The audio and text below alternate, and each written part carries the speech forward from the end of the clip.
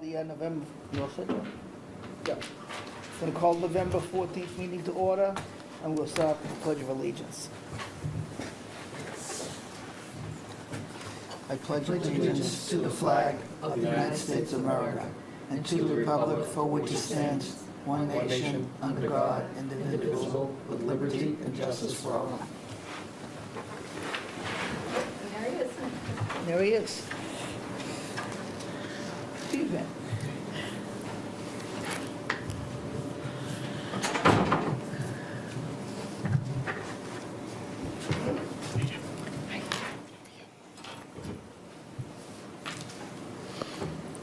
Look at some of the documents first? You want to look at some of the documents first? Yeah, these are all small ones. First order of business is approval of minutes.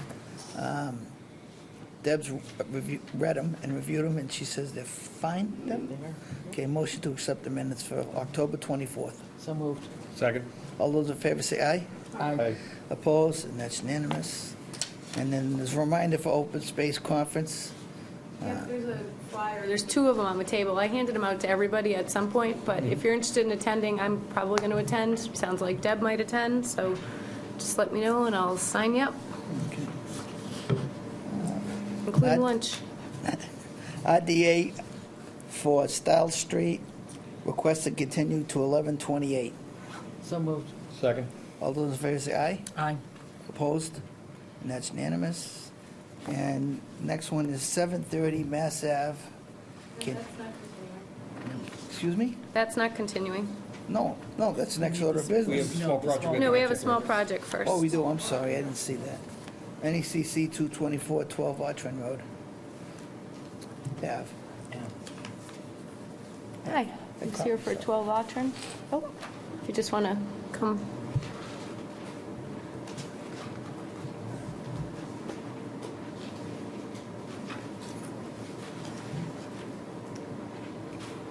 Are my photos in here? Oh, yeah, here they are. So,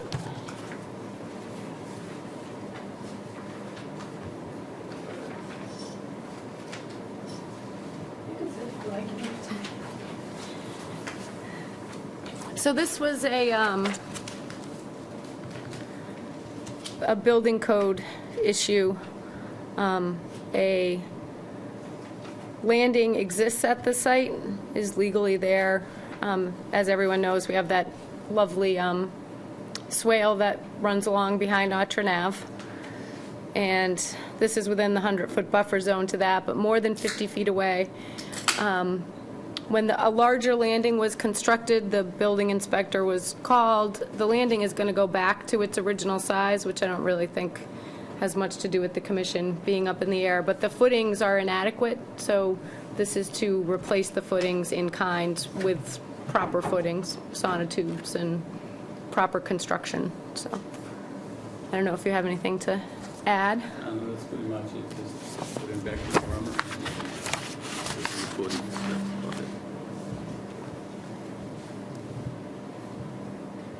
I think the question that I would ask would only have to do with the building code, which has got nothing to do with us. The proposed footings will still be 50 feet away. It is a small project, it's a deck, for lack of a better phrase, right? Open Right. deck. And it meets the square footage requirement, so I think we're all set. John, no question? Go ahead. Of course. Motion? So it would be to accept it as an A. Second. All those in favor say aye. Aye. Opposed, and that's unanimous. And then approve as proposed with a post-construction. So moved. Second. Okay, all those in favor say aye. Aye. Opposed, and that's unanimous. You're all set. Thank you. I'll send you something so you can get started. Okay, now, next order of business is 730 Mass Ave.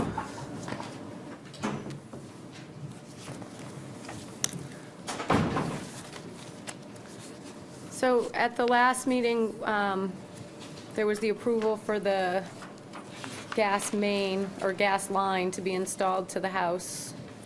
We were waiting on the alternatives analysis for the location of the generator. That's been received, and you have it in front of you. It's pretty lengthy. But just to lay out some of the highlights, there's a DOT easement that goes through the driveway, sort of preventing what can be done on, actually, and right through the backyard, I believe the plan shows. I should probably pull that up.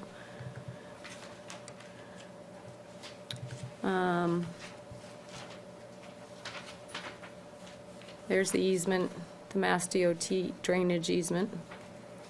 Some of the other things they cite is the constructed nature of the backyard, with patios and pools and other things. As well as, there's some talk about drainage and window wells, but it's not really identified where that is on the site and why. I guess the area that had been discussed on site as a possible location was,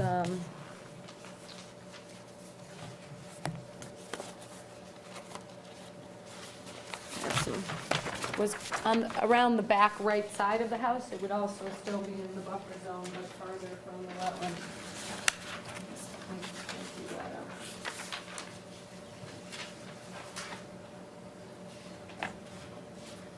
And with that, I'll let the applicant run through any other. Any questions?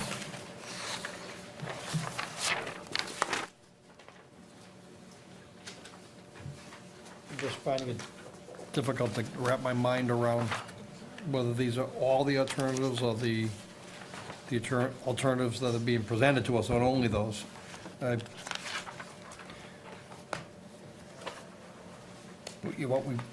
What I recall we have out here is a violation, for lack of a better phrase, and an after-the-fact permit request to leave the generator in a location that would typically not comply with our bylaw. And to kind of summarize that. That's the last And- paragraph. So what do we gain in a strict adherence to our bylaw besides consistency in tending to our bylaw? Versus, leaving it where it is and waiving parts of our bylaw, which we don't often do. That's what I'm kind of wrestling with, and what we use is the alternatives analysis. So I tried to separate, and even in my own mind, I couldn't separate the gas company feed to the house question until such time as we saw the utilities in the front yard. And having seen those utility locations to minimize those conflicts, I think the corridor they selected made sense, and that in essence satisfied that alternative in the front yard. But what that did is it ended up putting the gas line on the side of the house where this generator now is, and it's the most convenient spot to feed that generator. So I'm not sure that we've seen all the alternatives. And Jen, what is it you handed out here? Is this just? That was the area that when I was on site with the contractor, we talked about initially installing propane tanks, which is around the back corner of the house. So that area is still available. It would still be within the 50 though, so it doesn't get away from that issue. It would possibly be slightly farther away, but as he highlighted in the alternatives analysis, the wetland runs all the way down the side of the backyard, so it's not like anywhere on that side of the house gets it farther away. At the same time, I've been also trying to put in context, so what are we gaining by a strict adherence to the bylaw if we have an old established pool, which by today's standards wouldn't be allowed to be built, but it's actually closer to the wetland than this generator would be. That kind of puts in light, if we were to move the generator to make it fully comply, we still have a pool that's even closer.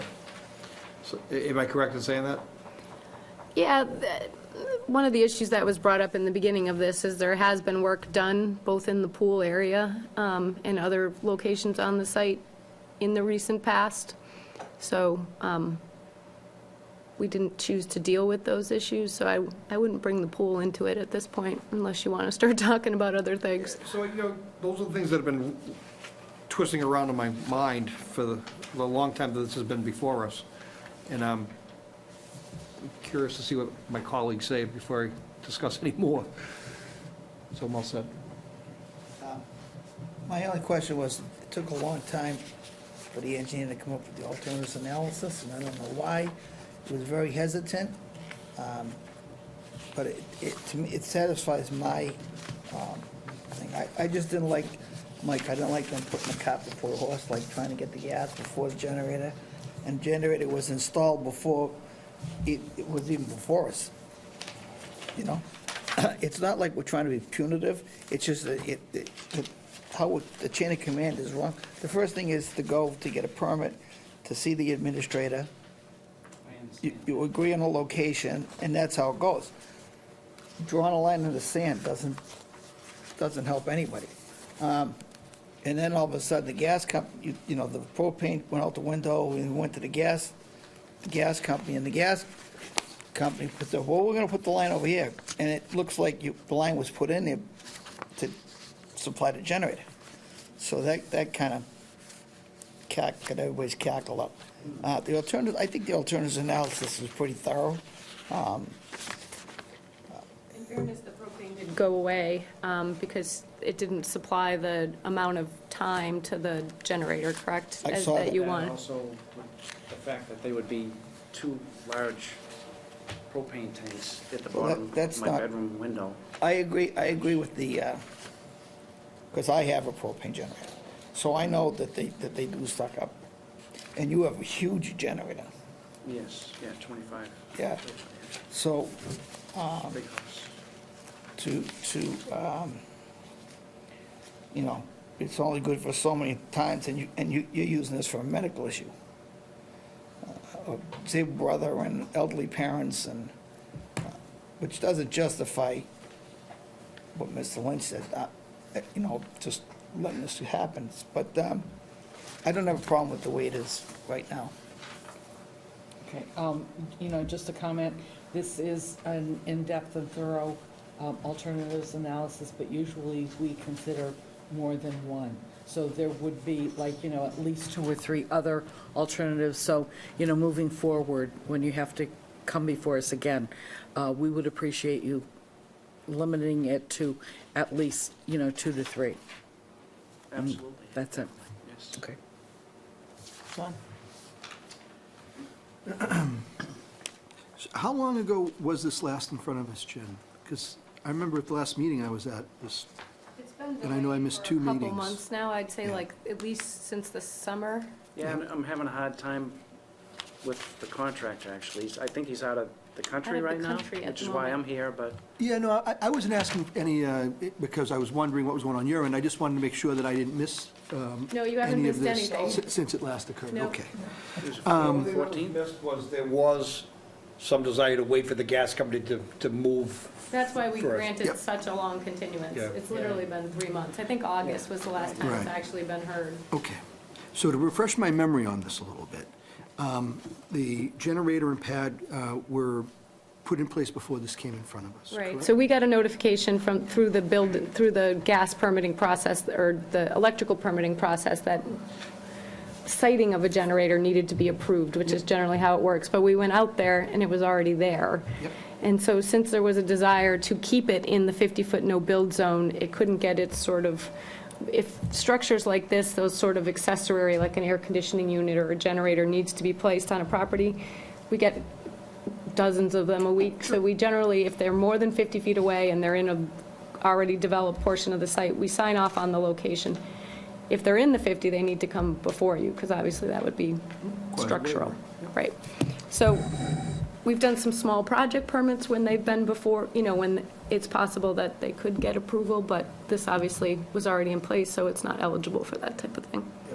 And the gas line, when was that put in for what purpose? You missed that purpose. It was put in to supply the entire house, actually. So now the house is on gas, correct? You've converted? Not as Not as of yet. Mostly electric. Well, they will be converting. oil. think we just approved it at the last meeting. Right. Maybe the meeting before last. And now since then, Columbia Gas has a moratorium on installations. They said they have to wait on that for a while. gas, you want to go to gas? Better than propane, I think. When you first looked at this, were propane tanks or any other type of fuel source part and parcel of this, and did that change over time? That hadn't been applied for yet, and there was discussion of propane tanks and where they would go, but since they changed their mind about what fuel source would be used, So the gas line is going to be the fuel source. correct. And where is it currently located on, I mean, I see here it's on one side of the house with 3 windows, but trying to orient So that with as you look at the front of the house in this photo, the green line and is sewer, I believe. The red line is electric and the blue is water. Yeah, red So dotted going line is left the to- gas. Oh, there you go. Going left to right. Yep. The green is sewer, the red is electric, the blue is water. So when it came to putting in the gas line, it needed to go over here. There's an easement. Three in between the two. Yep. The front entrance, right? Yeah, we didn't want to damage any of the trees, so we just kind of straight shot. The generator's on the right, and it's the Yeah, and the box. red. The red box, yep. Gotcha. And where you've put it on this possible location, Jen, it's in the back towards the pool, that is further away versus on the side of the house? Right, I think that's where you're talking about your bedroom windows are on the Yes, back side. yes. If they kind of skirted it around the corner into the 50-foot between the sort of peach-colored and yellow line. Yeah. Yeah, and then I'd have to have a gas pipe run along the side of the house all the way, instead of just going a short distance, maybe it's, But your house is served by gas, will be. yes. Will be served by gas, so I'm not the gas inspector, but you're not going to have a separate outside pipe. You're going to feed your underground gas to your house, Generator. So, just from the house to wherever Yeah, that generator right. is. It's not going to be separate No. feed. It's going to be part of the, the house gas fitting plumbing. And what will they do, Joe? Will they bring that right into the foundation where the generator is, or will they rope it around the outside of the So the gas foundation? service that we approved at the prior meeting to this is that red line, the red dash line we're looking at. Yep. It's going into the cellar, into the house. From there, I suspect it's going to feed hot water heater, you get your furnace, boiler, whatever you have. Whether you convert over to gas cooking appliances, it'll branch off to that, and there'll be a branch off to serve this, which will come back out through the foundation to wherever that generator goes. This plan doesn't show it that way. No, I talked about trenching around to, so the other thing is, all of those utilities, according to Mr. Logue, are in the back left corner of the house when it comes to the, right. so it will be, Drainage. when you bring in the gas, you will be bringing it all the way around the house, or, Oh, they'll go right, they want gas to short to the cellar. Well, you just got Gas main goes into the house. From the front. I just, right, but the utilities, according to Mr. Logue, are all in the back left, back on the garage side. I don't want to be twice bitten. The permitting process, I want to be clear on that. The gas company has come in and asked for us to approve the gas feed to the house, which we've done. Your plumber or your gas fitter has not applied for a plumbing permit to do this Not yet. as of No. yet, no. So this plan doesn't mean anything, because I'm telling you that that's not what's going to be approved. That will not be approved. A separate trenched gas fitting outside. It's going to plumb in through the house. Everything's going to branch off from one main feed. They're not, for exactly the same reason, if we have these concerns, is when you want one shutoff that shuts everything off without worrying about having outside peripheral The feeds. meter will be outside. Because that's the doing, they're putting a meter on So- regulator outside. Analysis, so.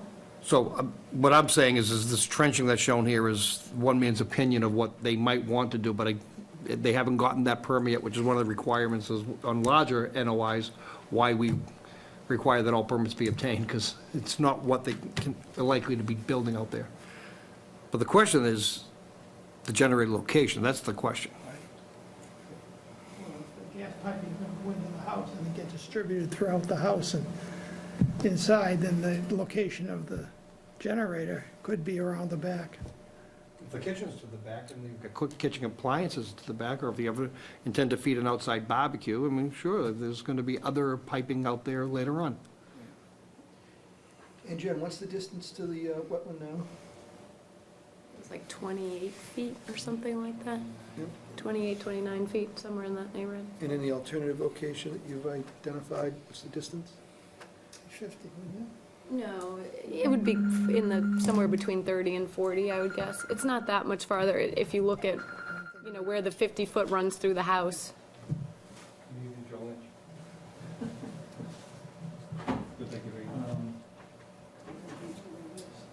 Do you see any benefit to moving it to the proposed location other than getting 12 or 13 more feet of separation from the wetland? Not for that location. I don't think it's worthwhile to move it any, just for, to keep it in the 50 per se. Yep. If there were a way to get it out of the 50, but that does, moving it just around the back of the house doesn't seem like a, And have you identified any location that gets it out of the 50? I mean, there are plenty of locations on the site, but that's what the alternatives analysis is for, to determine, you know, something I wasn't aware of is they have a historic easement on the front of the house, so they, you know, it's not out of the question to have the generator sort of in the front of the house in the bushes somewhere. We have plenty of those in town. I've seen them many times. But in this particular location, that wouldn't, what's that? it? The hysterics probably won't like it. Yeah, I don't think that would be allowed. Okay, I don't have any other questions.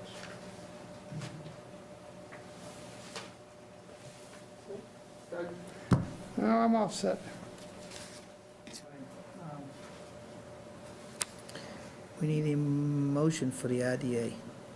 So I think the first would be to approve the waiver to allow the generator to be in the no-build zone.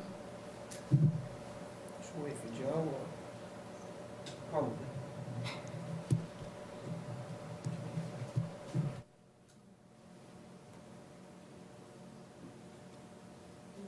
If the waiver gets approved, it would be a negative number 3 for work in the buffer zone.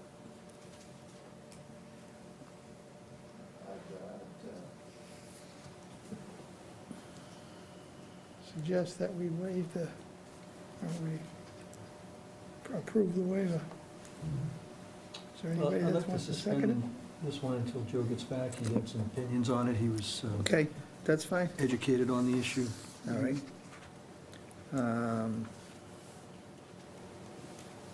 We could just, we go on, there's an ANRAD that's requesting continue till 11/28. Wanted to table this matter for, Yeah, we're Yeah, gonna so I table guess I'll this, Mike. technically, I'll move to table this matter and to move on to the next issue until Mr. Lynch returns for this discussion. vote in the next 5 minutes, I would guess. Okay. And we'll just wait for Joe to come back. Okay, Second. so Sean and Deb to table. All, everybody in favor of that? Tabling? Yeah, that's fine. Okay, Okay. The applicant I is, think I hear ayes. I I think my motion's approved. Yeah, it is. Next one is Verizon. Ask for the, you're gonna do, you wanna do the continuances, just Well, to? no, might as well just Verizon's Okay. going down the list now. One, either or we can't do, we shouldn't act on Verizon We until. can, no, we can open Verizon, I don't think this is overly controversial. No, I don't think so either. What's your recommendation? So this is sort of the standard RDA for installation of conduit within the roadway and in the road right-of-way. The plans were created using GIS and along with a site visit. Savannah went out there today, and she did locate an additional isolated area and a intermittent stream, I think, channel. Extension of the intermittent stream will be missed. Yep, so those have been added to the plans along with the appropriate erosion controls. And with that, I'll let you summarize the project. Okay. Joe Callahan from Environmental Strategies Management, representing Verizon of New England. We're here for an RDA on installation of utilities on Bridle Path. We are asking for a waiver of the butter notification because of the number of butters on, within the area of Bridle Path. We submitted some plans, there's engineering plans. Verizon will be asking the town for petition by right for the installation of the utilities, the telecommunications line. They're 1¼ inch PVC installed in trenches with a series of handholds. There will be wires and cables eventually pulled through them. There will be a dedicated line also for the use of the town, police or fire purposes. And we're asking that this project, that this board determines the applicability for this project. There was also a request to waive a butter notification because the butter notification of the project was done through the Board of Selectmen, correct? Well, yes, yeah. It'll be done during the petitioner rights, so it would be just double notification.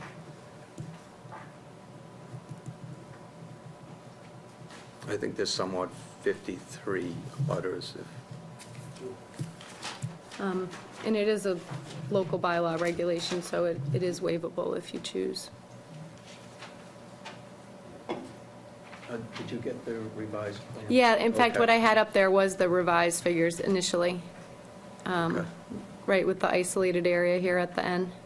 With the addition of erosion controls, yeah. Yep, And they will be compost filters. compost filter sock, Yeah. yep.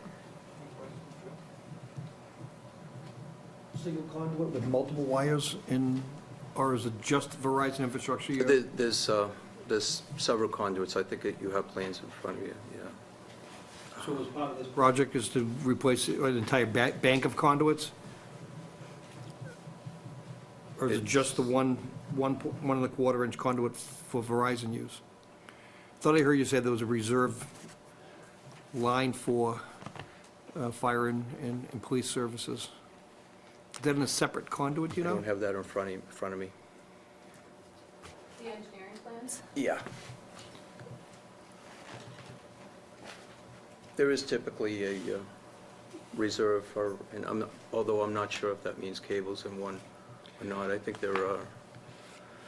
Well, let me tell you the reason why I'm asking the question, because it may not, No, this may is not be a series important. of conduits. It's a bank of conduits. Bank of That's what I thought. And they typically, when they lay a bank, I'm sorry, there's 2 to 3, yeah. yeah, when they lay them in a bank, they Yeah. got a good bedding sand, and they put, this requiring concrete cap on top of it? It's controlled density fill. Controlled cap on top of it. Yeah.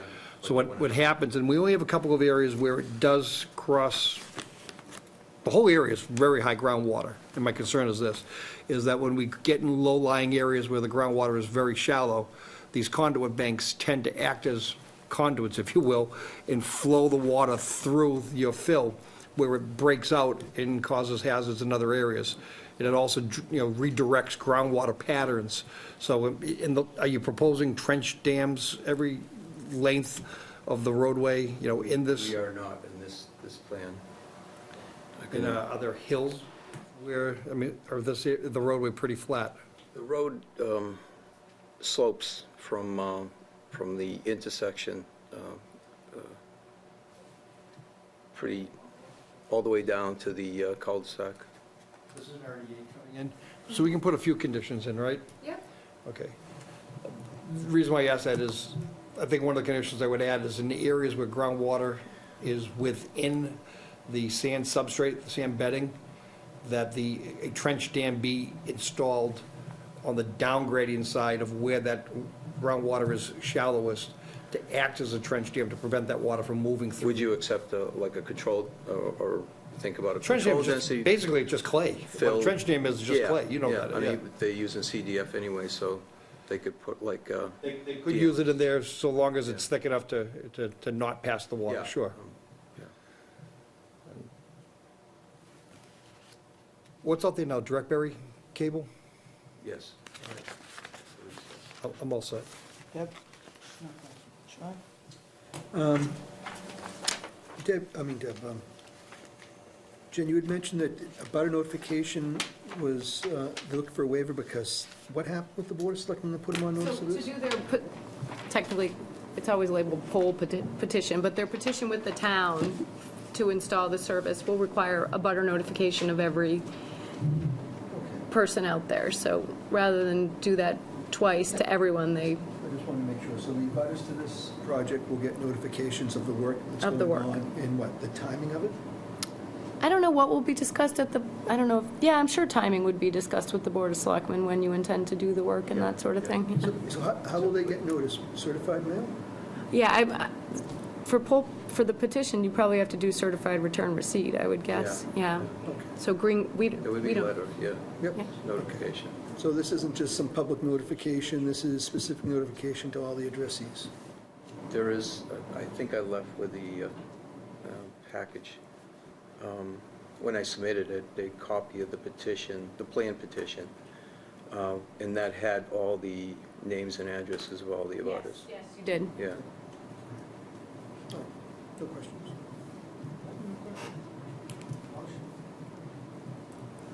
It would be to start with the approval of the waiver of the notification of abutters. Second. Favor say aye. Aye.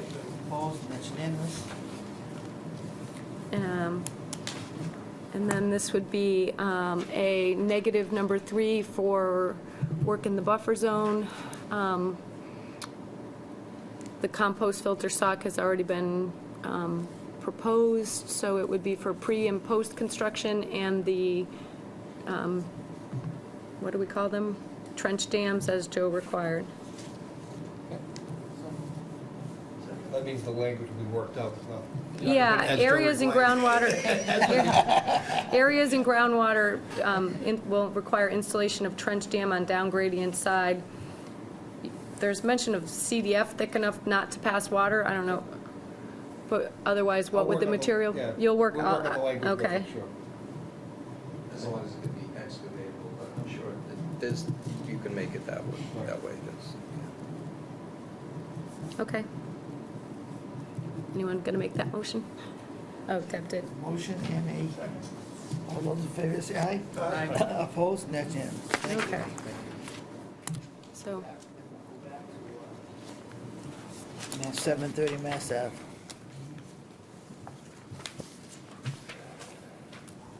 Sorry you had to step out. I had That's an okay. emergency at Mike, you're work. up, yeah. What we're gonna do is the waiver request first.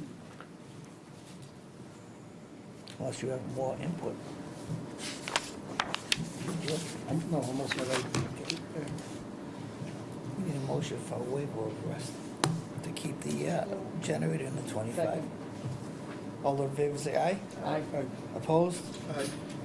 Okay, we have three, And then- 4, and 1 against the waiver. okay, one opposed? 1 opposed. Okay.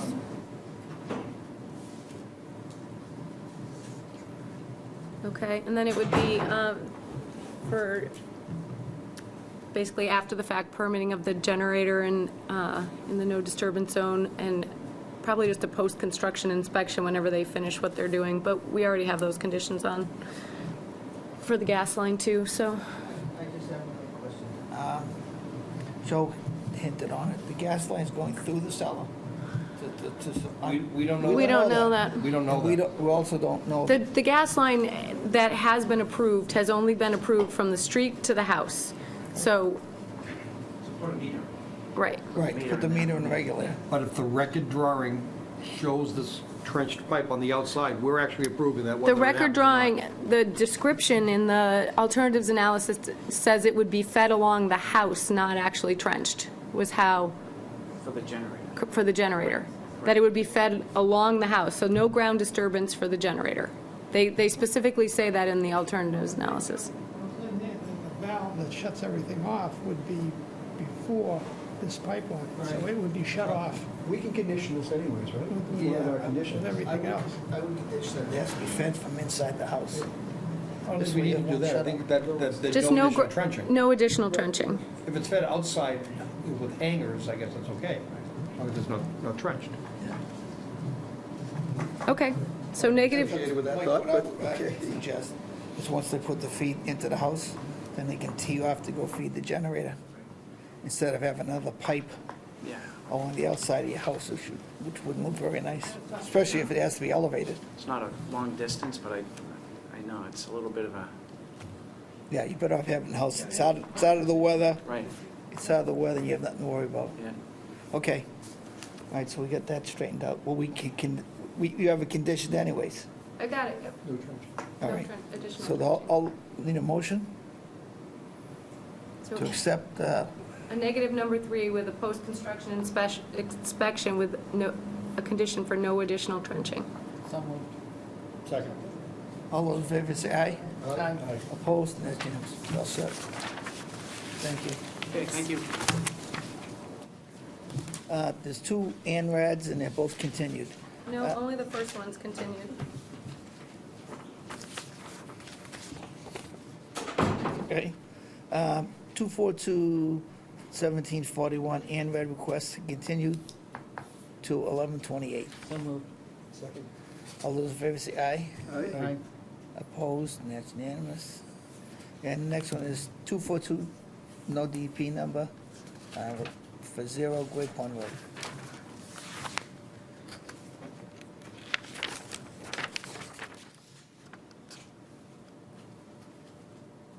So the plan you're looking at is actually a revised plan that was submitted after a site inspection where a few flag changes were made.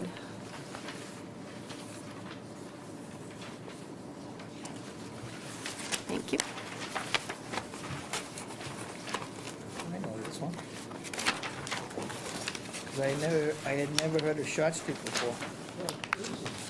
There is a street. It's in the middle of the woods. It's not very long. Huh? It's not very long. It's, Most of it is wet. and most of it's wet. There you go. Hi, Greg, fire away. All right. Good evening, Greg Hockmuth from Williams and Sparagus, here presenting the applicant, the Brooks School, for an abbreviated notice of resource area delineation filed for 0 Great Pond Road. So the road you see in the top left of the plan is Washington Street in Boxford. That's at the other end of Short Street, which, if you walk through, will come out pretty close to the Brooks School campus. This is a big hill, really high water table, intermittent stream channels that are a result of hillside seeps meandering down the slope. And at the bottom of the hill, there's a series of jurisdictional resource areas, mainly bordering vegetated wetlands. Jennifer and I had a chance to walk the site on October 25th. We had a chance to look at all the resource area boundaries that were flagged.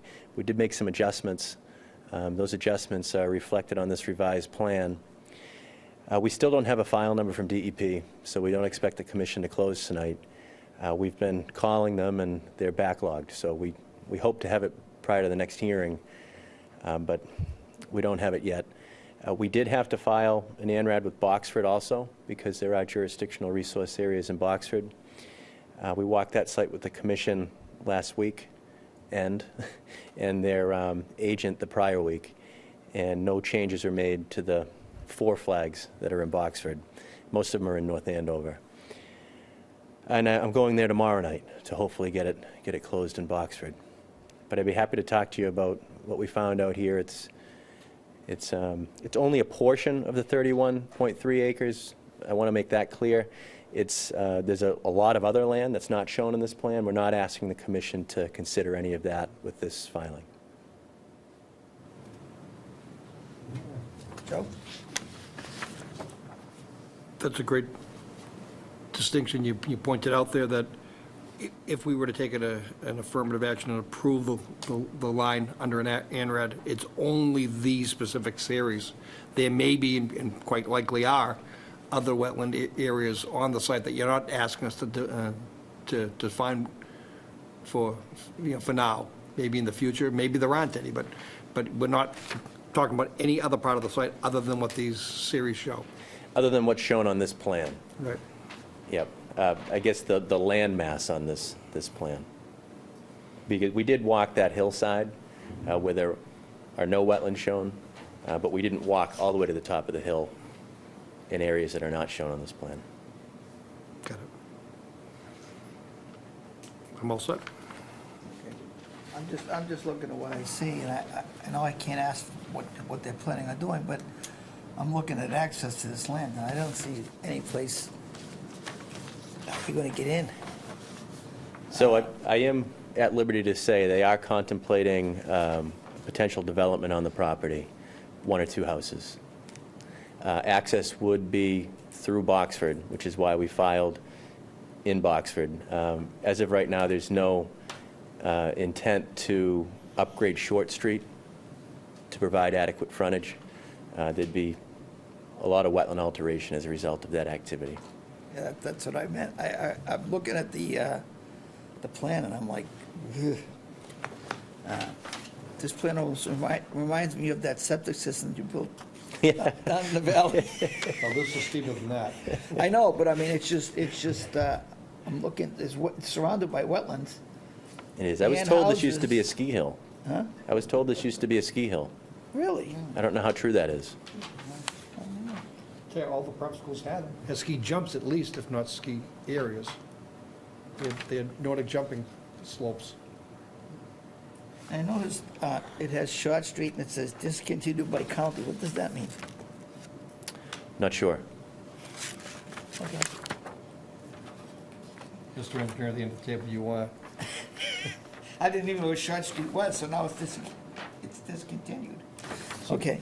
counties have the ability to, by decree, to lay out and prescribe roadways under the county layouts, but over time, there were portions of those that were either taken over by local jurisdiction or state jurisdiction, and they were relayed out.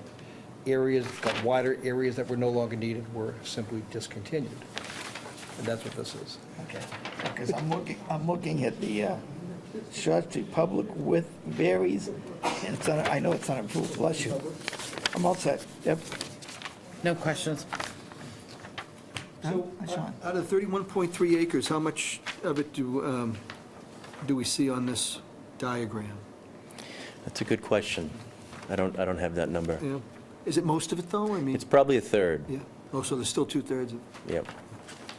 But everything from the top of the hill towards the school is within the watershed protection district. And as you know, there's a pretty strict set of guidelines that goes with anything within a certain proximity. You have to go in front of planning also. Only if they decide to do anything beyond the top of this hill. Okay. I don't have any other questions, thanks. John? No questions. Motion? So we have to continue because of the That's file right. number, but, I mean, it should be easy enough to write it up and just sign it at the next meeting. I don't think you need to come back and join us for that one. Great. So we'd like to request a continuance. Second. Fourth and fifth. All those in favor say aye. Aye. Opposed? That's unanimous, thank you. Thank you. Next one is, did I see Sawmill, was Sawmill continued? Jen? Oh, Sawmill's on here. Sawmill is on, okay. Ray Street's first because it was a continued matter, so the new NOIs would be next after that. Are they on the Oh, agenda okay, because it doesn't differently? have a DP, that's, I knew there was What's next something, on the but, agenda? Yeah, next is Ray Street. yes. On the agenda, next one is 242-1739 Ray Street subdivision.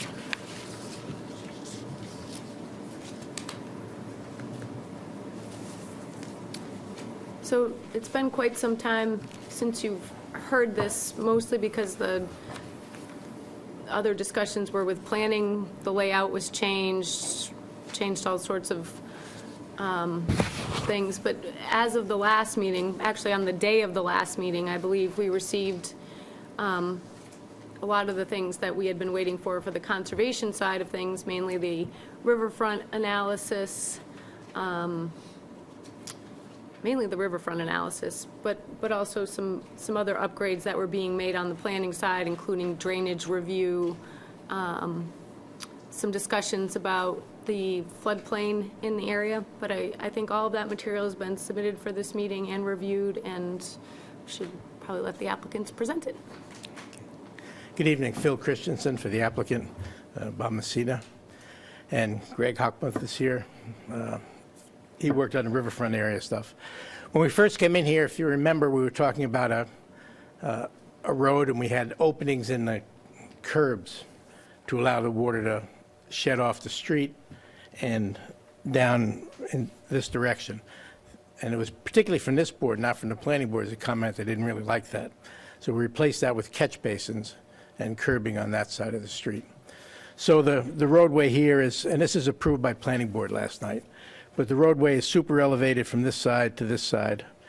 And then the water is collected in catch basins, gets treated and down through the infiltration areas. And that's different than we originally had, I think, maybe 5 different rain garden types and bioretention areas on the original application. And now we've changed it to infiltration systems here. Also, when we originally filed, it was a through street. Planning board decided that they would rather have a cul-de-sac, so it's now a cul-de-sac. And they decided last night they would rather have an island in the cul-de-sac. So as we're waiting to get the Mylar signed, you know, under the appeal period, we'll change the plan so there'll be an island in the cul-de-sac as well. We have, Would the island of the cul-de-sac get bigger? no, The same diameter, just the island in the middle of it? right. Because they've never plowed a cul-de-sac before. It's not, It's quite a, you know, it's back and forth between fire and DPW and planning and whatnot. I just say, tell me what you want, and that's what goes on the plan. It's not my decision. So in any case, oh, and we're putting in is just to refresh your memory on what we did before. Sewage pumping station is going to go down here. Sewers will flow downhill from the cul-de-sac to this point. We're also picking up about 15 homes in North Cross and Ray Street on this side that were originally supposed to be sewered, but if you remember that history of people not getting easements and whatnot, it was, sewers were constructed but never tied into the system. So they'll be tied in. The town is going to reconstruct about 200 feet of that sewer on North Cross to get it to this pump station. So right now, we really don't know the invert of the pump station because the town hasn't yet provided us with that design. But again, we have a note on the definitive plan that once that's provided to us, we'll revise and set a pump station level there. So a sewer pump station, sewage will be pumped up to Abbott Street where there's sewer. The water will connect straight through from North Cross up to Abbott Street. No sidewalks, because there's nowhere to connect the sidewalks to. And in summary, that's it. We have maybe about 4 acres, 4.5 acres of this site will be cleared for construction. That goes, if you look at the sedimentation erosion control plan, our clearing is basically to the erosion control line or the sediment control line. Jen has it on the screen there. Revised plan, though? Yeah, because that run, no, it's not. What you have there isn't, because we revised it to run along that wall, which you Yeah. had suggested Did you- today. Did you bring the materials with you for, Yes, okay, because they all have the non-revised in front of them. yeah. That's what I gave you this evening. Oh, it wasn't just the large copies? I'm sorry. No, I gave you the small ones, too. Okay, sorry. Yeah, we had received comments from Jen today, and we made changes in the plan to reflect the comments. We think we addressed them all. Sorry. Holding on. No, some of them, did you not bring the comments, though, the revised? No, I did not. I can, we can pull them up and go through them one at a time if you want. Some of them, they, you know, like I said, didn't address, but, it's not that they didn't address them, they had an answer to it, but they, let's see. 3:09 PM. Oh, here we go.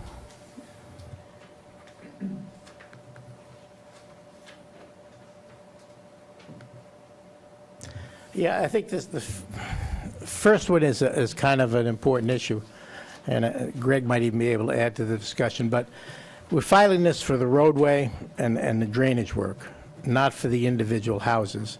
we want to come back and file for those. Because it's been a problem in the past when you get a subdivision approved and the houses are included with the roadway construction, lots get sold, you can't get release on the final certificate of compliance for the house until the roadway work is done. If the roadway work isn't done, people have to put up a bond or whatever in the purchase and sale, and the lawyers go nuts. So now, and then Greg even mentioned to me that DEP now prefers to have the houses separate from the subdivision, per se. And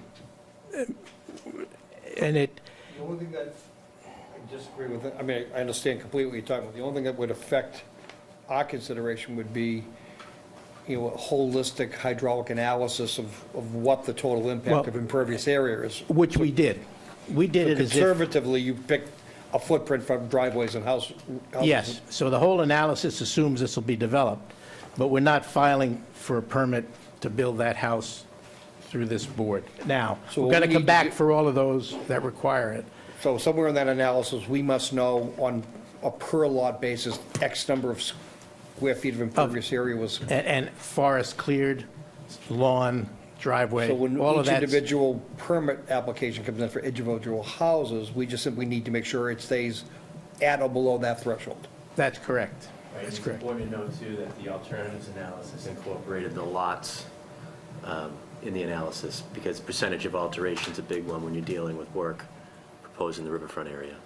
And we're below the threshold, the discretionary threshold of the entire subdivision, not just the roadway and drainage, also the lots. This became a big issue on another subdivision in town. I think it was Abbott Village, where each lot was then constructed larger than was shown on the approved plan, and you started dealing with it on a lot-by-lot basis of dealing with the extra impervious. So I don't really know how you control for that, unless maybe in the design analysis, you did it on a total impervious, not on a lot-by-lot amount of impervious. I mean, could you provide some sort of number so that when there's a comparison, or how do we condition that and make sure? I mean, we have to go through each lot to get the numbers, so Right, we could do that. That would be fine. like, If we get that table. Provide a table, yeah. Future permits come in, you simply review it against that matrix That- and make sure it. It's a good idea, yeah. We can give that to you pretty easily. my other concern for that, though, is from a phasing perspective of opening 4.5 acres of site without permits to develop the lots, you know, there's talk of stabilization, but sort of no stabilization plan. Like, if they were to, you know, as you were going, loaming and seeding everything immediately, such that the site just becomes one giant, you know, grassy area, I think that would be fine. But I think if road development takes 6, 8, 10 months, whatever, then we're talking about a whole site open for all that time. With Well, it's really- kind of like, if you look at Wellington Way, we cut everything at once, remember? Yeah, but the everything road was and out of houses. the buffer zone. Well, yeah, but everything was cut at once, and there wasn't a problem with it. You know, we didn't have, Depended where you were, but Well, we there didn't- were some issues during site development, especially with those lots at the end that were the last to be developed, because the erosion controls did start to degrade and stuff did start to wash over. This site is We need to know relatively, what the project is. If the project is the roadway and the utilities within the roadway and the appurtenances along the side of the roadway, and it includes lot development to the point of clearing and grubbing and That's right. stabilization, then this applicant and whoever carries that work out is responsible for all of that. The and we do have, The ointment becomes when they flip or sell a lot, and simultaneously they're building that lot, and they start pointing fingers of where the impacts might be coming from. and I think the other thing that's important is the homeowners association maintenance agreements for the stormwater systems. That gets a little bit complicated because it's put in for the road, but the homeowners are the ones that are going to have to take care of that. So we have to be sure that that's covered properly in any decision. right. and So was- that isn't overlooked later on. So breaking it out the way, I mean, there's slippery slope regardless of which way you ski, but the way you're describing it seems to be the less treacherous. Yeah, so we do have stabilization in there. I mean, that's, Yeah, it was kind of, it left a lot of options. I guess what we do is end up limiting it through conditions. And there was a statement in there, too, that said no portion of the site would be left open for more than 30 days. So would be left unstabilized more than 30 days. So we could sort of hang our hat on that portion of it. I just wanted to make sure it was addressed, because it's a lot of site to have open. If, again, with Wellington, lots were proposed, and we had the plans for the development. In this case, it could be years, potentially. I mean, I'm just saying, it shouldn't be, but it could be. it could be, yes.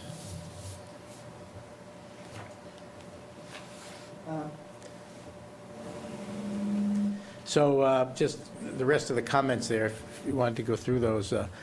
The erosion, is this our, yeah, that's our response. Okay, the erosion, and this is in response directly to each of Jennifer's items. So the erosion control line is a limit of work as well as the tree cutting line. So we have a note on the plan to that effect. Jennifer asked that we add a siltation fence behind the silt sock, and we have on the detail sheet. There was a note on the erosion control, which on our sedimentation control sheet, which is kind of a standard one that says no slopes greater than 3:1. Well, we don't have any slopes out here that even approach that. So we took that off the plan. I think Jennifer thought that might be confusing to folks. There's a small area right in here. The drain pipe comes down, and this is only an overflow pipe from this system. You know, when you do these infiltration systems, for the real peak storms, there's a little bit of overflow from them. That doesn't all go in the ground. And as a result, we brought it down here, and just to get rid of the irregularities in grade, we're saying there's got to be a little bit of handwork down through here to get that water to flow. What's that? Yeah. That's something we didn't know about. Right, so that's just grading. It looked, the way it was detailed on the plan, though, it looked like there was some sort of structure there. Yes. And it wasn't intended to be. Okay. And the note's been added to that effect. I see it right down here, okay. The infiltrating systems, are they in virgin material or are they in fill? No, they're in the virgin soil, but by the time you build it up, you're a little bit higher than grade. On the top of the system? Right. But the bottom is down Yes. above Yeah. water table and within virgin material? Right, and we did infiltration tests, actually, with a double ring infiltrometer on those locations. That was my next question. Yeah, Do we know what the soil is? Actually, one of the comments as we get down. yeah, what you find out is, you know, the Rawls table numbers are basically for surface inflow into the ground. So if you went out in a B soil or whatever, and it says it's supposed to be, 1.04 inches per hour, and you did it right in the top that's not disturbed, you probably get similar numbers. What happens is when you get down in the C strata, it just, the rates are substantially faster. So the guidelines for stormwater says, you have to use the Rawls table or do a field test and use half that rate that you get from the field test. And half the rate is even substantial. So these systems get a lot smaller when you use the infiltrometer because you're building in the sea soil. You're not building in the top horizon. So, and that's why Jennifer pointed out that, if you looked at the soil charts, I think, what did we go from an A to a B here? Or? Yeah, one is in an A and two is in a B, and yours said both were in an A.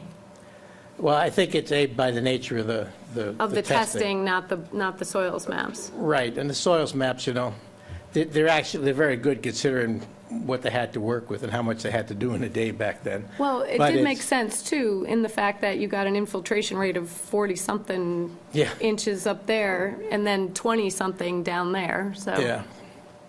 But that, again, they're crazy numbers compared to the Rawls table, but they are accurate. That's what the ground sees. So, anyway, that's used for design purposes. So the reason why I ask those questions, I'm not seeing any detention facilities. You're using the infiltrating area for short-term storage as well as groundwater infiltration for runoff Yes. control. Yes, and then And also... then the overflow into the emergency. Right, and then all the houses have either are tied into the drainage system or they have their own separate infiltration areas in the yard, depending on whether we can get to a drainage area or not. And the other issue is, too, the water that flows from the north comes down and really channelizes down through here. So we've added, and you can see it, there's a stone channel here to pick up when water comes down. It's an A soil in a forest, so when you do runoff calcs, there's almost nothing coming off it. So it's a little odd situation that you look at it and you think of all of that drainage area up above, and you think, geez, what are we going to do with all that water? And you run the numbers, and there isn't any, you know, so that's why it was kind of easy to make this work. And then the drainage area on this side is so huge and such a large wetland area that that's contributing a lot to the flows down through the creek. So development here doesn't have that much effect on the overall numbers coming through the culverts.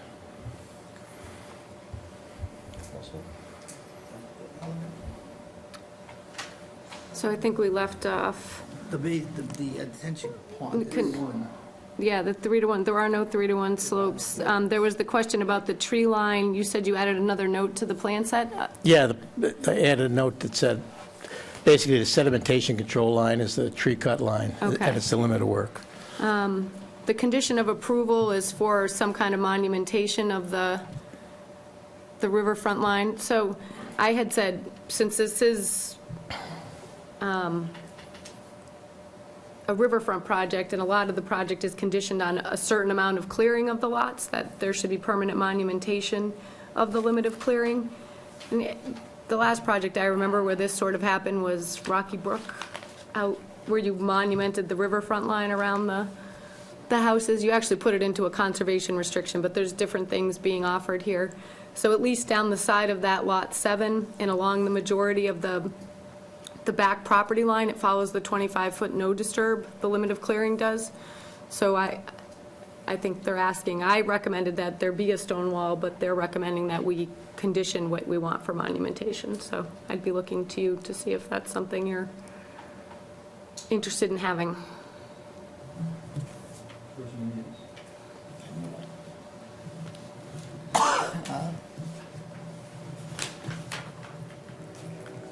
Okay. That's it? So if that's the discussion of that, no, my there's list goes more. on. Yeah. We have no I issue with, understand how long, is that going to be part of the subdivision, or is each lot going to be? well, that's what I'm for saying, the since wall? this isn't, we don't want it to be a discussion for each individual lot where that wall goes. I think No, it should that be should be the- contiguous. Yeah. I mean, what I'm looking at is kind of off the beaten track, dead-end street. It's real convenient to get out there and expand your backyard, or to, you know, dump your grass clippings and stuff into the area where it shouldn't be. Physical barrier, if you ever wanted one's probably here. To say, we would just prefer monumentation, I mean, I know that, but, as long as you know it. yeah. There is a stone wall out there now, isn't there? At some some. locations, and I think we can take a look at that stone wall, and if just leaving that stone wall as the monumentation at those locations is fine, then we can just monument it, just stick the markers, you know. Well, all we talked about earlier today was filling in the gaps. No, they moved the limit of work in one particular location where it kind of extended below the existing stone wall up to the stone wall. But other than that, it would be monumenting the rest of the 25 and the 100-foot riverfront no disturb on the rest of the project. Yeah, you shrunk down lot 2 and 3, correct? Is that the one that were long? Right, it just kind of extended down into no man's land. It didn't really Right, seem like right. You can see where. especially where there was a natural stone wall break already. So the next one is what we just talked about, the condition for the stormwater design so we don't have to re-review it with every NOI, that there'll be a table basically saying what the impervious area that was used in the calculation was on each lot, so, and they have said that they have no issue with that, a condition stating that. Just to follow up on that, so when they come in front of us and they have their proposed homes, let's say, on one lot, it's 3,000 square feet or 2,000 square feet, but they come in at 4,000 square feet.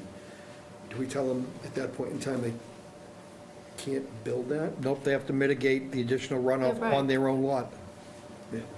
So you'd have to maybe just increase the Caltech drain. Caltech drainage, maybe. Okay. All right, thanks. So there was a We discussion. did this on Camel Forest, you guys remember that? That was probably the longest permit process ever, that was about 18 years from the time it got out of court and finally got approved. Phil might remember.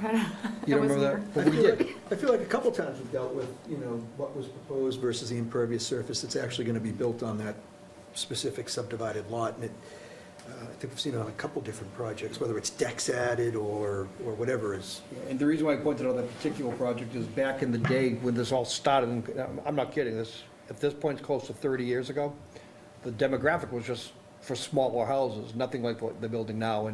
But the court order, the edict that came out of the court was that the plan is what you're reviewing, that's what they're bringing into you, and you're not gonna make them redo the plan.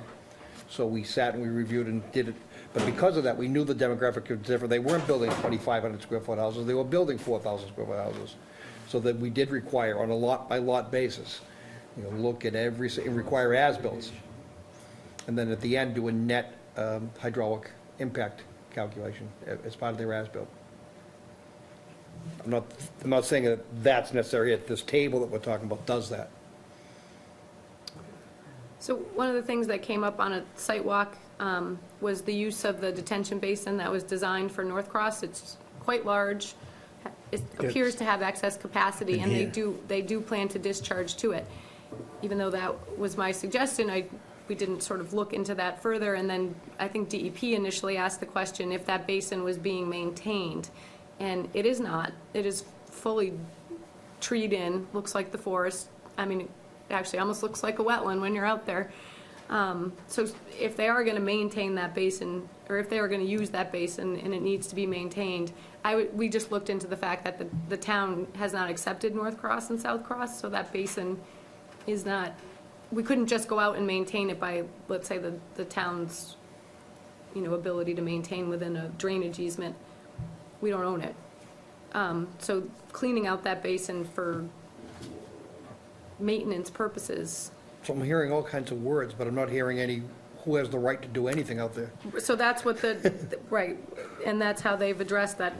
They'd have to investigate how that happens. I don't know how much of a concern that is at this point, but. Right now, it just the way it functions, it seems like there's a lot of infiltration there. When you go out there after a storm and there's water in it, never seems to overflow. The outlet pipe is about half full of debris, but water does get out the outlet pipe, and the water that sits in there just eventually disappears. And I guess it's infiltrating, but it's, loaded with leaves, obviously, and pine needles over the years, so the infiltration isn't as great as it could be, and the outlet's plugged. You could clean the outlet. I mean, if you had a problem with entering the property, you can always jet it from the street side, but I think we have to look into it. It was suggested by Jennifer to use that to do away with, we had a rain garden down in here, and it was in the riverfront area, so he said, well, why don't you put the water over there? We said, it looks like a good idea. We got the plans out that were approved by the town, and drew, there's one little catch basin here that dumps into that. And then Jennifer raised the issue today of, well, gee, the town never accepted the roadway. So we have to do a little work to find out who was granted that easement, if anybody. Yeah, we didn't look into it. That's It just- research that, you've been there I was just before. reviewing the DEP comments that said it hadn't been maintained, or that it should be maintained, and then I was like, well, can we just go maintain it? Turns out probably not. We don't maintain the stuff that we have accepted. Okay, sorry about that. I mean, the town may have easement rights to it. We don't know. Right. We'll find out. The other question I have is, you're saying that you put the pumping station to service the subdivision and North Cross. So what's out there now in North Cross? Dry system. Septics. Well, you call it a dry sewer, but the water's up to the Yeah. rims. So they know that they're gonna, at some point, they have. Yes, they all came out for the planning board hearings and, but we let it be known that that's going to be done as 15 homes between North Cross, South Cross, and the little extension of Ray Street that'll be able to tie in. I think there's a couple houses on one of those streets that, just because of the elevation, they're not going to be able to tie in, but at least 15 homes will. By gravity, they could always, By gravity, they they could put a always pump, grinder, right? E1 Yeah. pump it, yeah. Yeah. Any other questions? Well, do you want to, so one of the other things I pointed out was that this is a residential subdivision, so the alternatives analysis needed to look into if there were other properties of this size available in town for a similar subdivision. It was just, you received an alternatives analysis, it just didn't look into that particular issue. We viewed these as A&R lots, because it's kind of unique, right? Ray Street's there, albeit unfinished, it has frontage, so we're not creating frontage. But to create adequate frontage, the roadway needs to be improved. So the planning board has deemed this a definitive subdivision and not an A&R lot type development. So the Rivers Protection Act requires you to expand your scope of alternatives to not just the lot, it has to be adjacent lots and other, it has to be other land areas within the town that can be reasonably obtained. By reasonably obtained, it has to be on the market. So what we had done today was a market analysis of parcels that had adequate size for a development of this type. The project purpose here is a 7-lot subdivision. Turns out there's 3 parcels that are large enough. One's off Cedar Lane, one's off Campbell Road, and one's off Forest Street. The problem with all of them is they're 90% wet. One of them on Forest Street is being marketed as a single-family house lot. So the quick analysis that was put together this afternoon, that I have copies to submit tonight, shows that there are no other practicable alternatives available within the municipality that are currently on the market for a project like this. So it brings us back to what our original analysis was based on, which was this lot and adjacent lots. Is that a policy or is that a regulation? That's part of the alternatives analysis that's Under the required Under the riverfront? under Riverfront. I've never heard that before. Yeah, and I think it's mainly for, Thank you. it's mainly for larger projects, nuclear missile silos, prisons. Well, it gets even bigger. Once you get to the nuclear site and all that sort of thing, you have to look outside your municipality to other municipalities. Right. But not with the residential subdivision. And Yeah, I'm- 40B, you can build right in the wetland. Yeah, you can. I'm still not 100% In which convinced town? that this is a definitive subdivision by definition, but I did do some research today, and I'm leaning more towards that way now after doing some research. But it really doesn't change the analysis that was done. It was just something that we didn't do, but it's been done now. I don't know if you remember, you might remember, Joe, you've been on the board long enough, but years ago, we used to do roadway improvement plans. Sure. So you do a roadway improvement plan on a street like this without any lots at all. You remember that? Yep. And that's what it was called, roadway, it wasn't called definitive subdivision, it was called roadway improvement plan. And then the logic that we followed here would have just fallen right into place. Right. But there's really, technically, in the way the planning board is set up, there's no real mechanism for a roadway improvement plan. You could submit a definitive plan, or you could submit Form A plans, or special permit plans, but there's no roadway improvement plan. And you the can trigger submit. was that this was deemed a definitive plan. Was that the Right. trigger? Yeah, Under if the it's a river? definitive subdivision plan, the scope of alternatives expands. I don't mean to turn this into an MACC learning experience, but I've never heard this before. Well, we were at that MACC learning We're experience. there together. There was any land left in North Andover for 7-lot subdivision.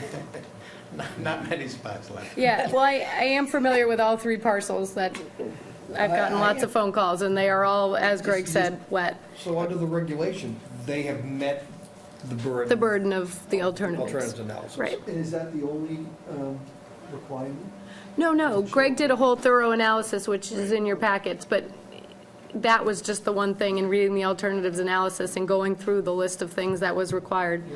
And then we had some debate between planning and conservation. Planning said, no, it's a definitive subdivision, so then Greg did the extra work to put that information together. The definitive subdivision moniker requires, though, was this? No, there's all the standards that apply to all the other riverfront projects, you know, starting with single-family home on up through, you know, the nuclear silo. But there are different letters for each type of development, but this is still responsible for, you know, making sure the stormwater structures are located outside of the 100-foot riverfront area if, you know, if possible. There's lots of other alternative things to consider, but. And there has been some modifications, even though we haven't been here often, there's been some stuff happening behind the scenes as a result of the planning board process and some comments that we've had back and forth. The bulk of the alteration in the riverfront area that's being proposed is where the new roadway intersects the existing roadway. There's no way to relocate that to get it further away because that's where it currently is now. You can't move it further up because of the detention pond. You can't move it further down because you'd be closer to the river. And the right-of-way is there now. We did have a little bit more alteration proposed in the riverfront area on lots 1 and 2 as a result of the cul-de-sac design. The through street allowed us to push those 2 houses you see at the end a little further away from the river.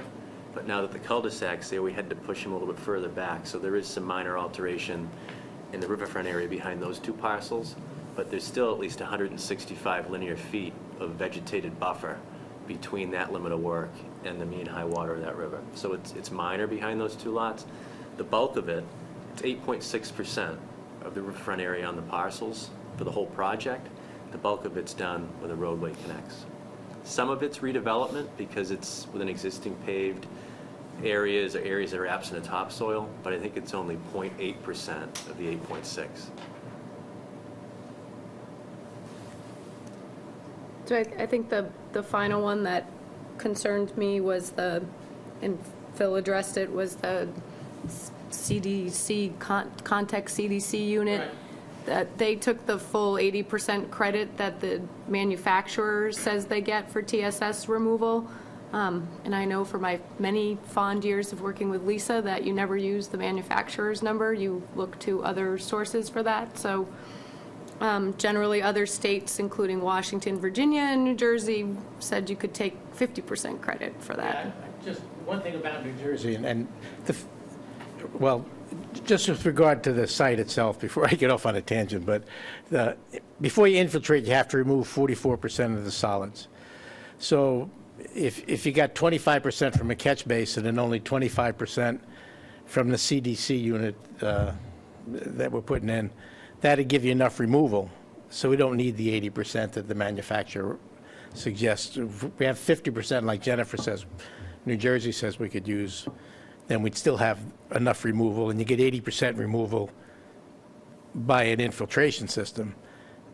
I still don't know what happens to the other 20%, because if you're putting it in the ground, I think you're losing all of the suspended solids, but they only give you credit for 80%. But anyway, with regard to the manufacturer's specs and how the states review them, it was interesting, because I talked with Lisa about this when we had a storm scepter on one site.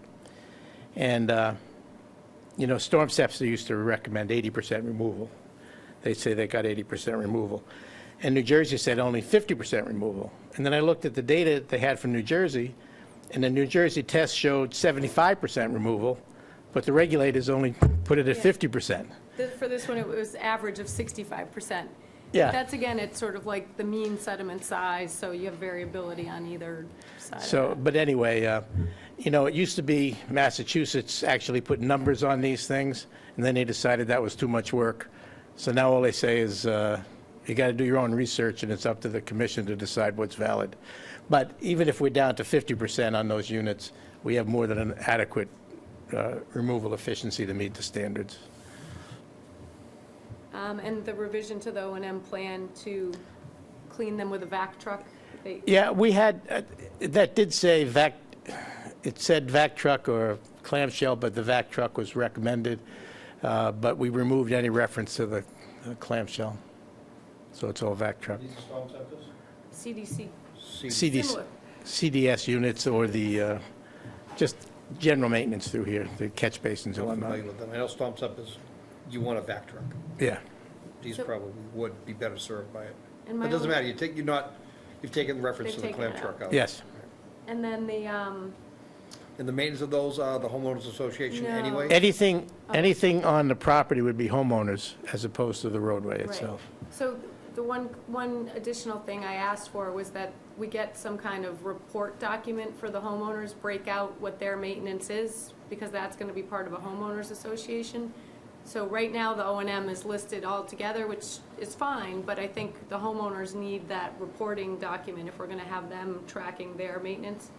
And that would fit in well with the order if, when you develop it, that we have this separate document, that you would require that be used for filing of the individual houses. I think Jen's asking you to provide that. No, Yeah. we'd provide it, You would but I think provide it. if you have that condition in the order, it makes it clear to everyone. Well, I think since the stormwater is part of this order, that it would be nice to have that document, because we generally record it with the No, order. we'll have it, but I just want to be sure that it's referenced, that has to be followed through when we file the individual ones.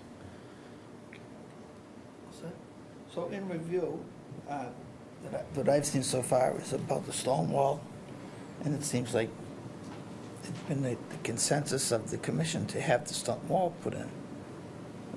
Sean and myself and Joe, and I'm sure Deb and Doug are in agreement. So this has to be continued, correct?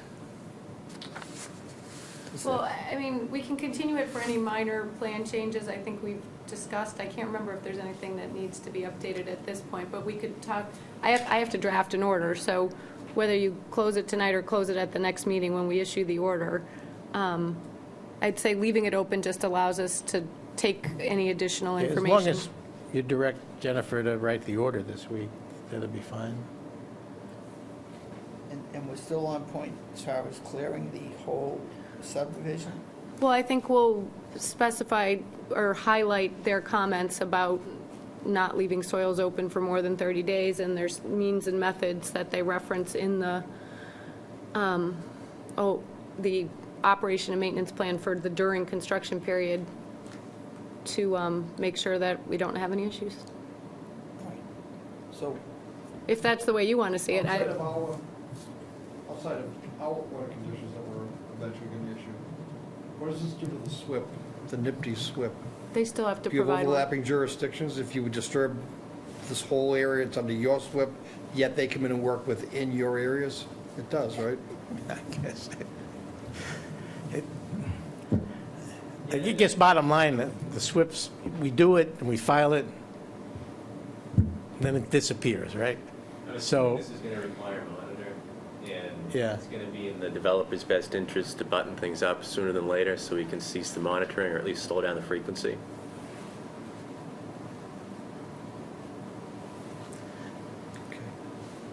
but I think your local monitoring does a lot more than any SWIP does, that's for sure. any more questions? So we should continue, or you want it to the next meeting? It's up to you. Because it does sound like there are some things outstanding. I'm sure you guys will work through them, but if you don't, for whatever reason, or if something gets delayed, it gives you that. Right, and I intend to draft the order for the next meeting where we would close an issue. I second that motion with Sean's. All those in favor say aye. Aye. Opposed? And just make sure there were no abutters here for that. Right, are there any butters here for the Gracie subdivision? Doesn't appear to Okay. be.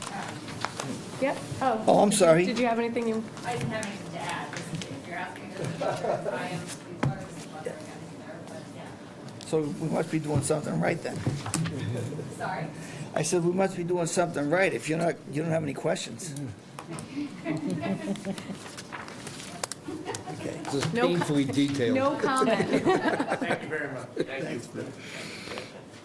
Thank you. Safe travels. Next one is 242-1742, 50 Sawmill Road.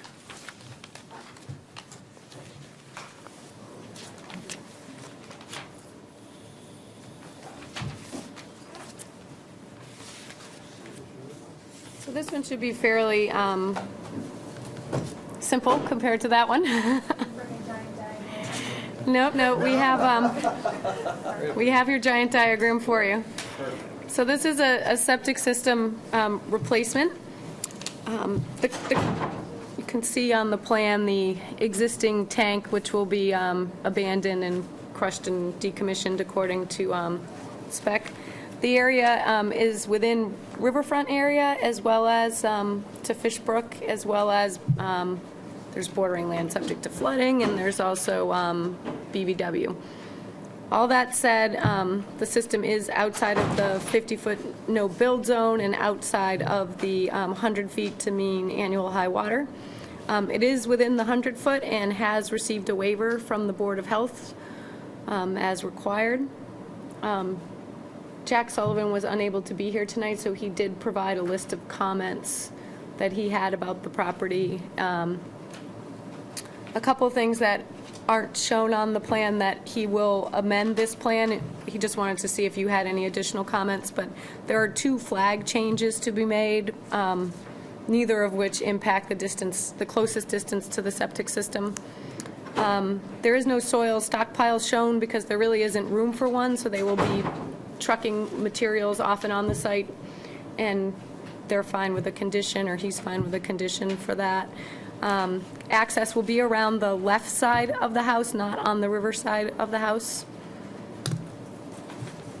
And he will specify what kind of erosion control. He meant it to be a compost sock, but he just put erosion control, so an oversight on his part.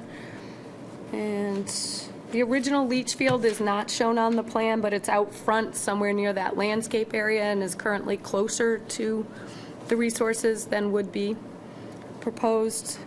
I did bring up with the owners that there appeared to have been some additional work done on the site, but as it turns out, they had gotten approval to remove trees in 2014, and even though the shed is shown within the 100-foot buffer zone, when it was signed off on the building permit, it was more than 100 feet.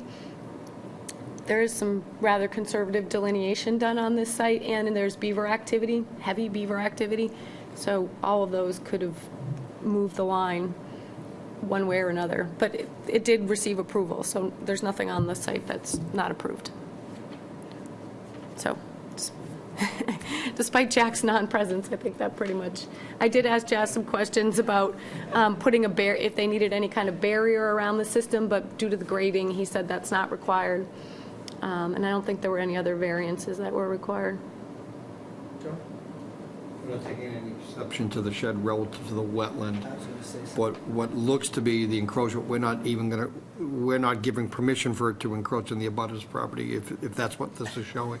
Yeah, and, that may just have been a field placement error. The shed must not be very large, because they don't have setbacks. There's only like a minimal setback if they're a certain size. So, I don't know, it did have a building permit, that's all I'm saying. Yeah, but at the time, it was in compliance. It was in compliance. So that's what I'm saying, we're not taking exception to that relative to the wetland line. I would not say we need But to. we're not granting any other permission beyond that. So the access is from the left-hand side, so over the existing tank, they'll get the leach field put in, come back and do the tank later. It is pretty narrow, but they're convinced they're going to be able to maneuver through there. I don't remember exactly, but I don't think you can go around the right side with a truck anyway. Probably fit a regular sized car. Yeah. Depends on the size of the truck, but yeah, not very easily. Okay. Plus, it's wooded over there too, right? Yeah. To the side of the driveway, so yeah, you wouldn't be gaining anything by going that way. No.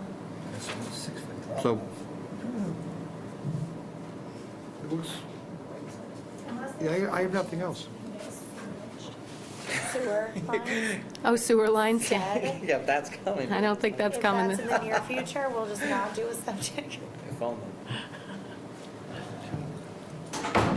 Yeah, my only question is construction access, but from looks of the plan, it looks like you have to go to the left of the house anyways. Because it's a 6-foot taper from the other side. So There's more room on that side of the house than you would, There's more room, especially but with the abutters. it's sloped, though. No, It's not? flat on that side to go around. By the garage? No, the other side. The other side, The side right. you're proposing. Okay. I mean, especially if their neighbor's willing to grant them a little wiggle room. Yeah. Okay, so, 6, 8. Okay, and you said there's no stockpile. Well, it'd be nice to have is this going to be continued, or we voting on this yeah, today? well, first for the plan changes, again, just waiting to see if you have any additional plan changes, but it doesn't have a DEP number at the moment either, I don't think. I would like to see, at least, I know we're going to, that's the Oh, way it it's got to does? go. Yeah. It did get one? It's I- my- 1742. Okay. I Well, would even like so, to we have to draft an order of conditions, and Jack is going to make the minor plan changes we discussed. I would let Jack know that even though we know which way the truck construction access is, I'd like to see it on the plan, Okay. because there's no way to go on the right side of the house. Not in my truck. All right, Deb, No questions. Sean, No questions. Doug, motion to continue. Continue to the next meeting. What that means is, we're just, we have no other questions, just No. waiting submission of the plan, so they don't need to come back. No, So we can't start it. you have to wait to start it, yep. That's till next month. We'll issue it at the, November 28th, we'll issue the order of condition. There's a 10-day appeal period, during which you could do your pre-construction conditions and whatever, and then if you needed to get started after that, I think it depends on the Board of Health and what they'll let you do in winter, right? Yeah, okay. All right, so I think, oh, yes, please, thank you. I didn't get them all back. No, it never happens. But you just have to prove that you sent them, so that's to DEP, and then those are So the, these, yeah, I don't think. Jack you need submitted the that. list. Nope. Okay. So one of them is, when I went to hand them in, the postman was one of the people. Oh, okay. It was really. Hand delivery? Yeah. Exactly. Thank you.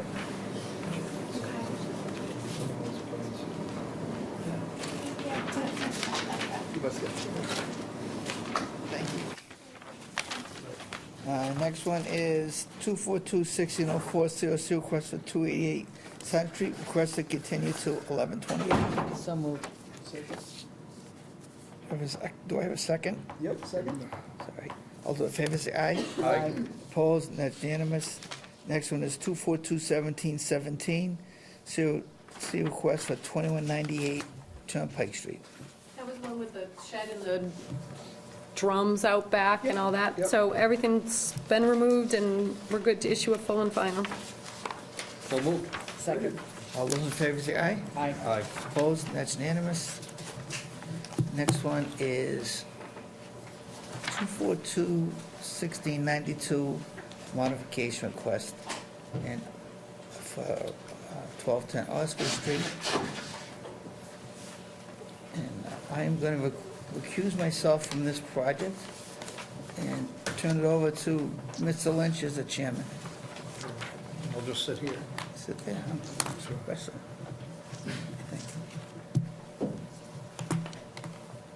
So this is a modification request to an order condition that's already in place, and Jen, you want to go first, or would you like the applicant to, how about a quick summary and let the applicant make a presentation? Yeah, I would say, I don't remember the date on which we first discovered it, but let's just say for approximately a month ago, went on the site with the environmental monitor for this site.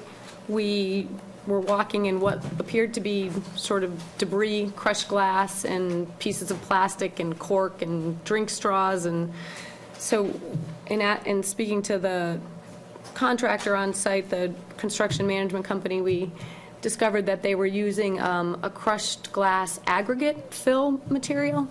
At that time, I was fully aware of your condition that no material on site should be anything but clean fill, and I was of the opinion that this was not clean fill.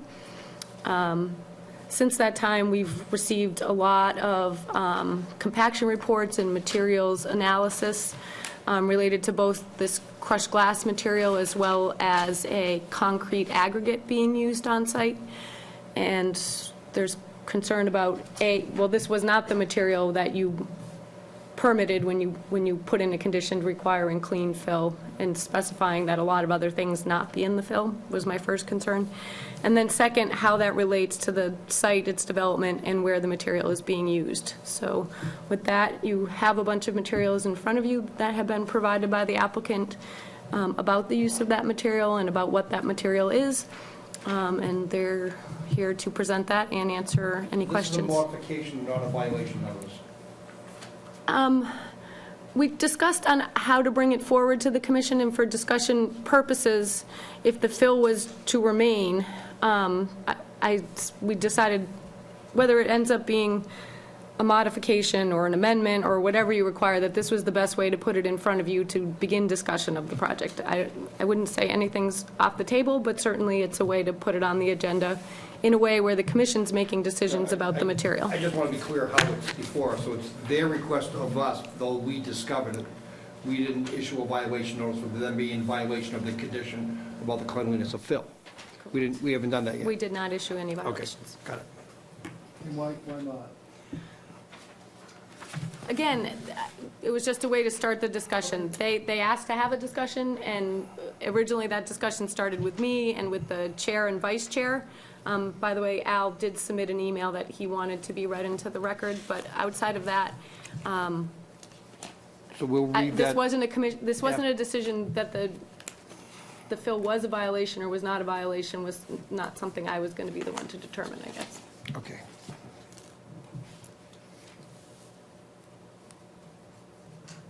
So make your presentation and we'll roll from there. Good evening, Mr. Chairman, members of the commission. For the record, Joe Pesnola from Hancock Associates, representing Princeton Properties and NRP. The co-applicants with me tonight is Brendan Gilmore from NRP, representing the contractor.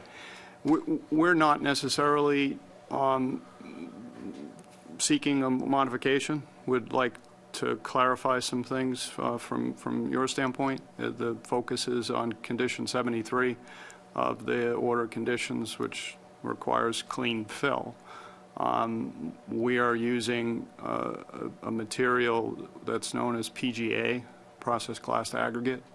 What we've presented to you in one of the pieces of information is a document from DEP in their Bureau of Waste Prevention, which speaks to the use of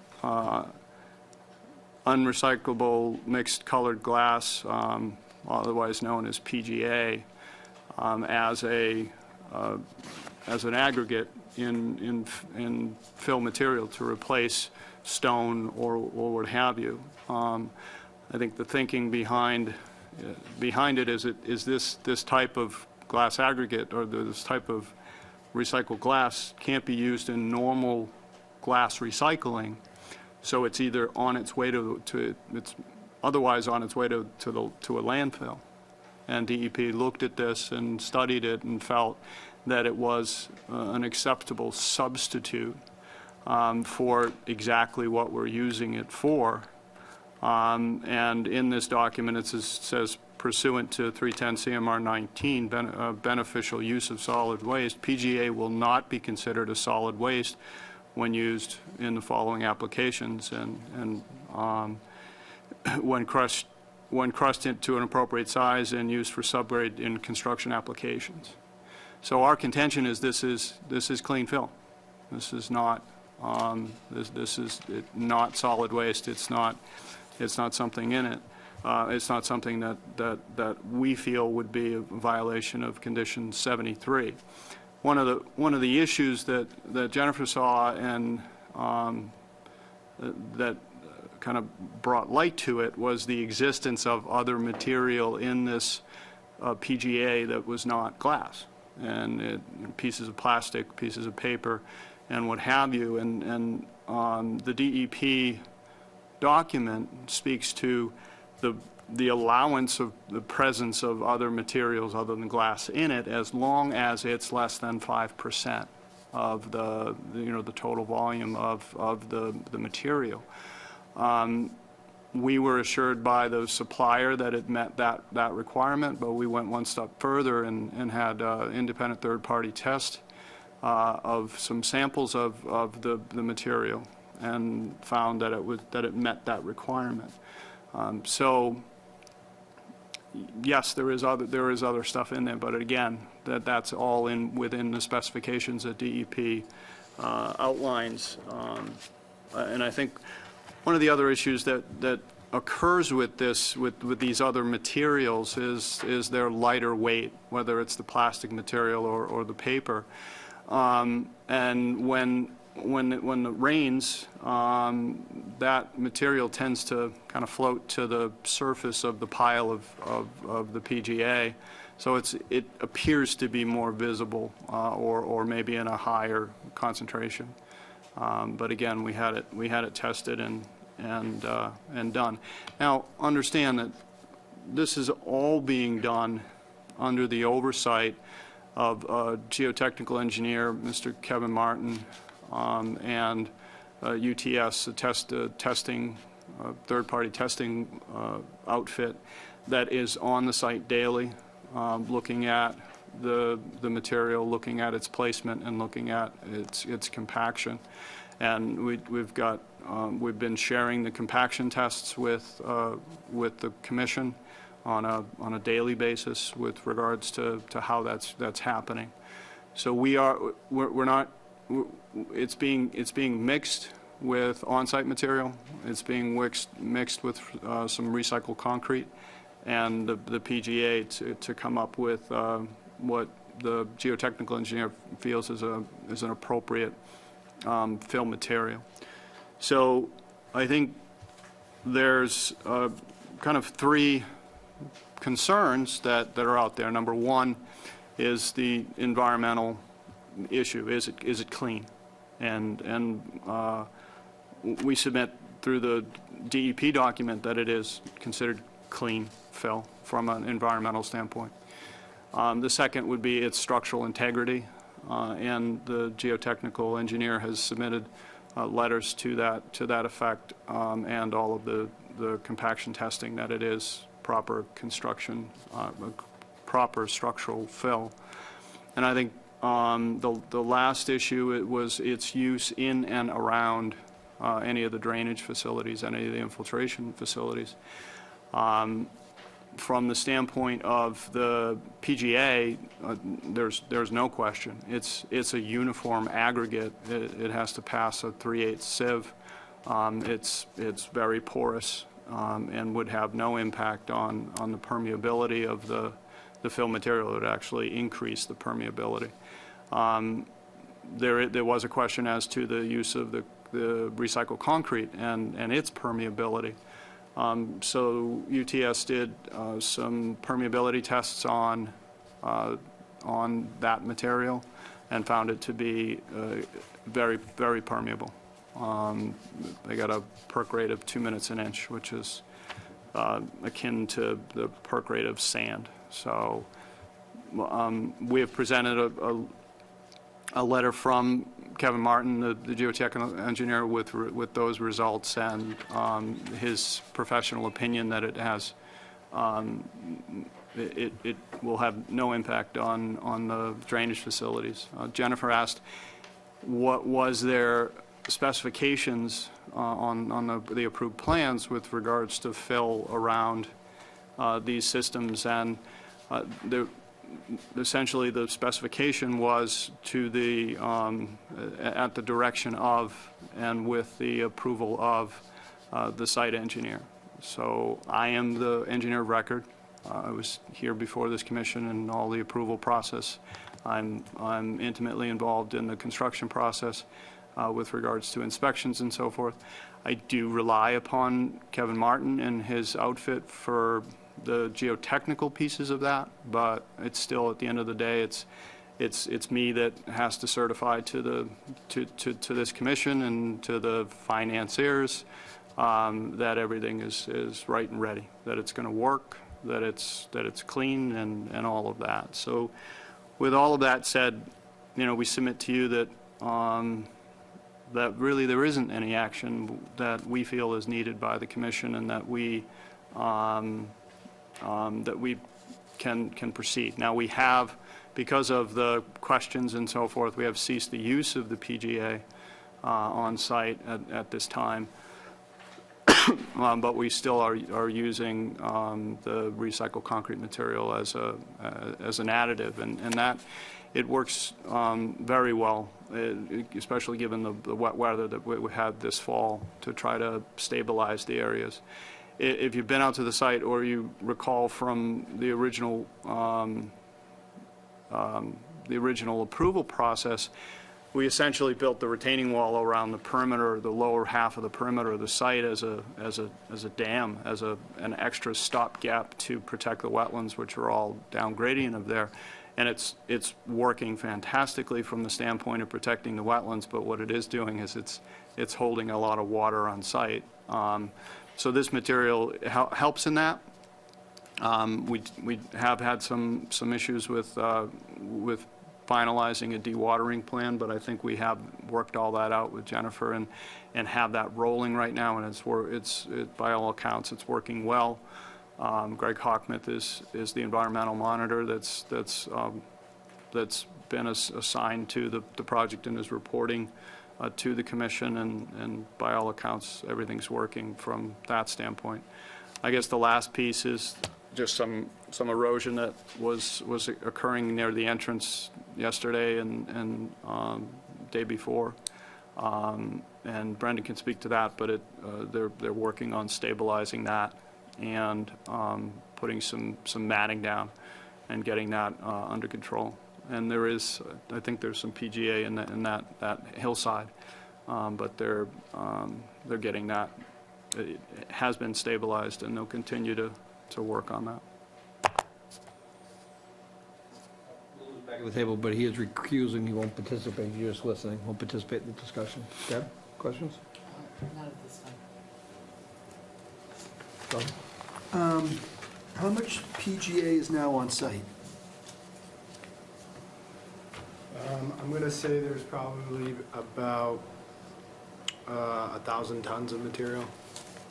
And I'm sorry, 100 tons of material, I apologize. how did it get there? Dump truck? Yes. About how many dump trucks load? If anybody can convert 100 tons into dump truck loads for me? 17 tons. 17 tons a truck. 17 tons, all right. For triaxles, you mean, or trailer dumps? Typically triaxles. Triaxles? So the issue is, what is the definition of clean fill? Is that what I'm starting to see here? Yeah, I think I think your condition 73, which is, I think it's contained in every one of your orders of condition, is trying to not have, illegal dumping of just stuff that just shouldn't be on a site. And I was involved in creation of that standard condition. Right. To prevent the use of this type of material. This type of material. well, I Among other things, but. the inappropriate, I think inappropriate fill material. Well- So now we're dealing with, we're not. So if that is your definition, where is that definition coming from other than you being the source of it? I mean, is there some citation that you have for me that you can say that is the definition of clean fill under our DEP policy that It's he the- handed us. the- Well, no, I read this. This tells us what is not solid fill. So that's my next question. What is solid fill? Solid waste? Or Solid waste, yes, solid waste. Solid waste from DEP standpoint is something that belongs in a landfill. So anything that is not, and this is a strange situation in that that usually fill is soil. So this is a non-soil aggregate that DEP is saying is acceptable and not to be considered solid waste. Well, is there something between clean fill and solid waste? Because this is just saying that this shall not be classified as solid waste. And you guys are certainly in this industry, more than I am. Is there a difference between clean fill and solid waste? There is, but I was going to let you guys ask your questions, and Well, and this I is- can Well, okay, so that's something I'd like to Only- get a little bit only more. because I've taken the chair in this role. Sure, sure. Well, that's something I'd like more information on as to what solid waste is, because the only citation you do have that I think you try to use to take your position is what you've attached from DEP, and there's no place in this document that I saw the term clean fill reference. Well, I think what we're gleaning from this, and understand, we are proceeding not haphazardly, but under the oversight of a licensed geotechnical engineer, PE, that's putting his stamp on this, that has to, certify that this is appropriate and right. Now, and what I'm gleaning from the DEP document is that it's aggregate. And aggregate in the terms of soils is stone material or some kind of an additive that gives volume to a soil material. So if you've got a too fine a material, too silty a material, maybe a material that's not going to drain well, then you add an aggregate. So DEP saying you can use this as an aggregate. So rather than get 3/8 stone and mix it with the on-site tilly material, which has a lot of fines in it, they're saying you can use this to mix it in. So it's an aggregate substitute. Right. So in that manner, I would say it's clean from the standpoint of it's an appropriate substitute. From the standpoint of the word clean, meaning it's not going to have environmental hazards, this is DEP saying this material doesn't have to go to a solid waste facility. It can be put in the ground on your sites and interact with groundwater and what have you. It's clean. I don't think DEP would be saying use a material that will pollute. So from that standpoint, I think there's kind of two pieces that you'd take from this document.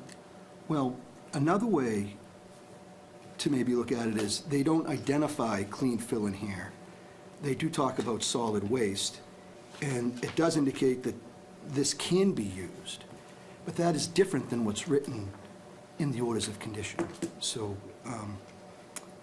that is my perspective concerning that issue. Concerning the crushed concrete,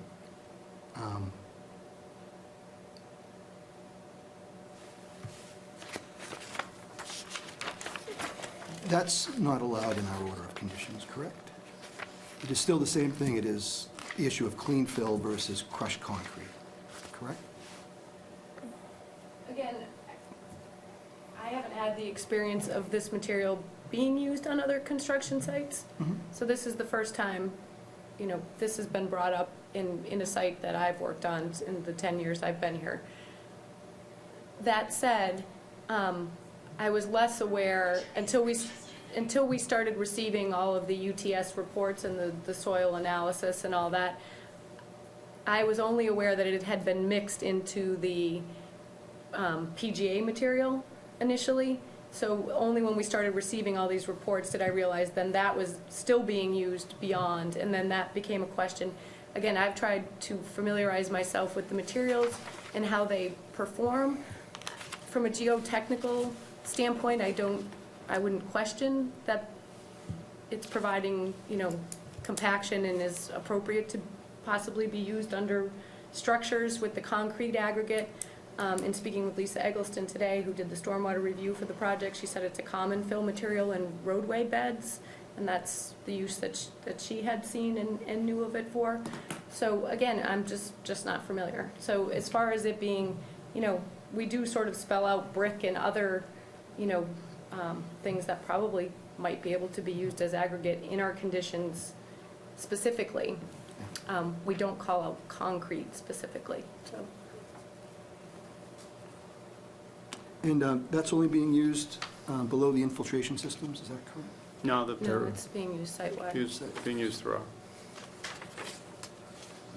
Okay, I don't have any other questions at this point. Doug?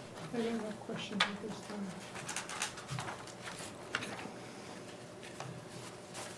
So I think Joe hit in the summary on the three big issues, and then maybe a side lesser issue.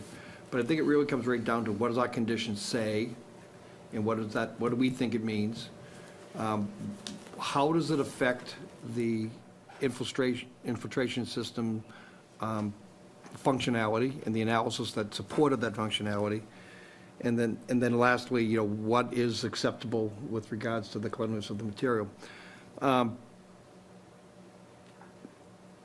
I mean, this is really unfortunate that we learned about this by accident, and again, maybe you took it for granted that it was perfectly okay to use it. I just don't know how long it was being used before we discovered it.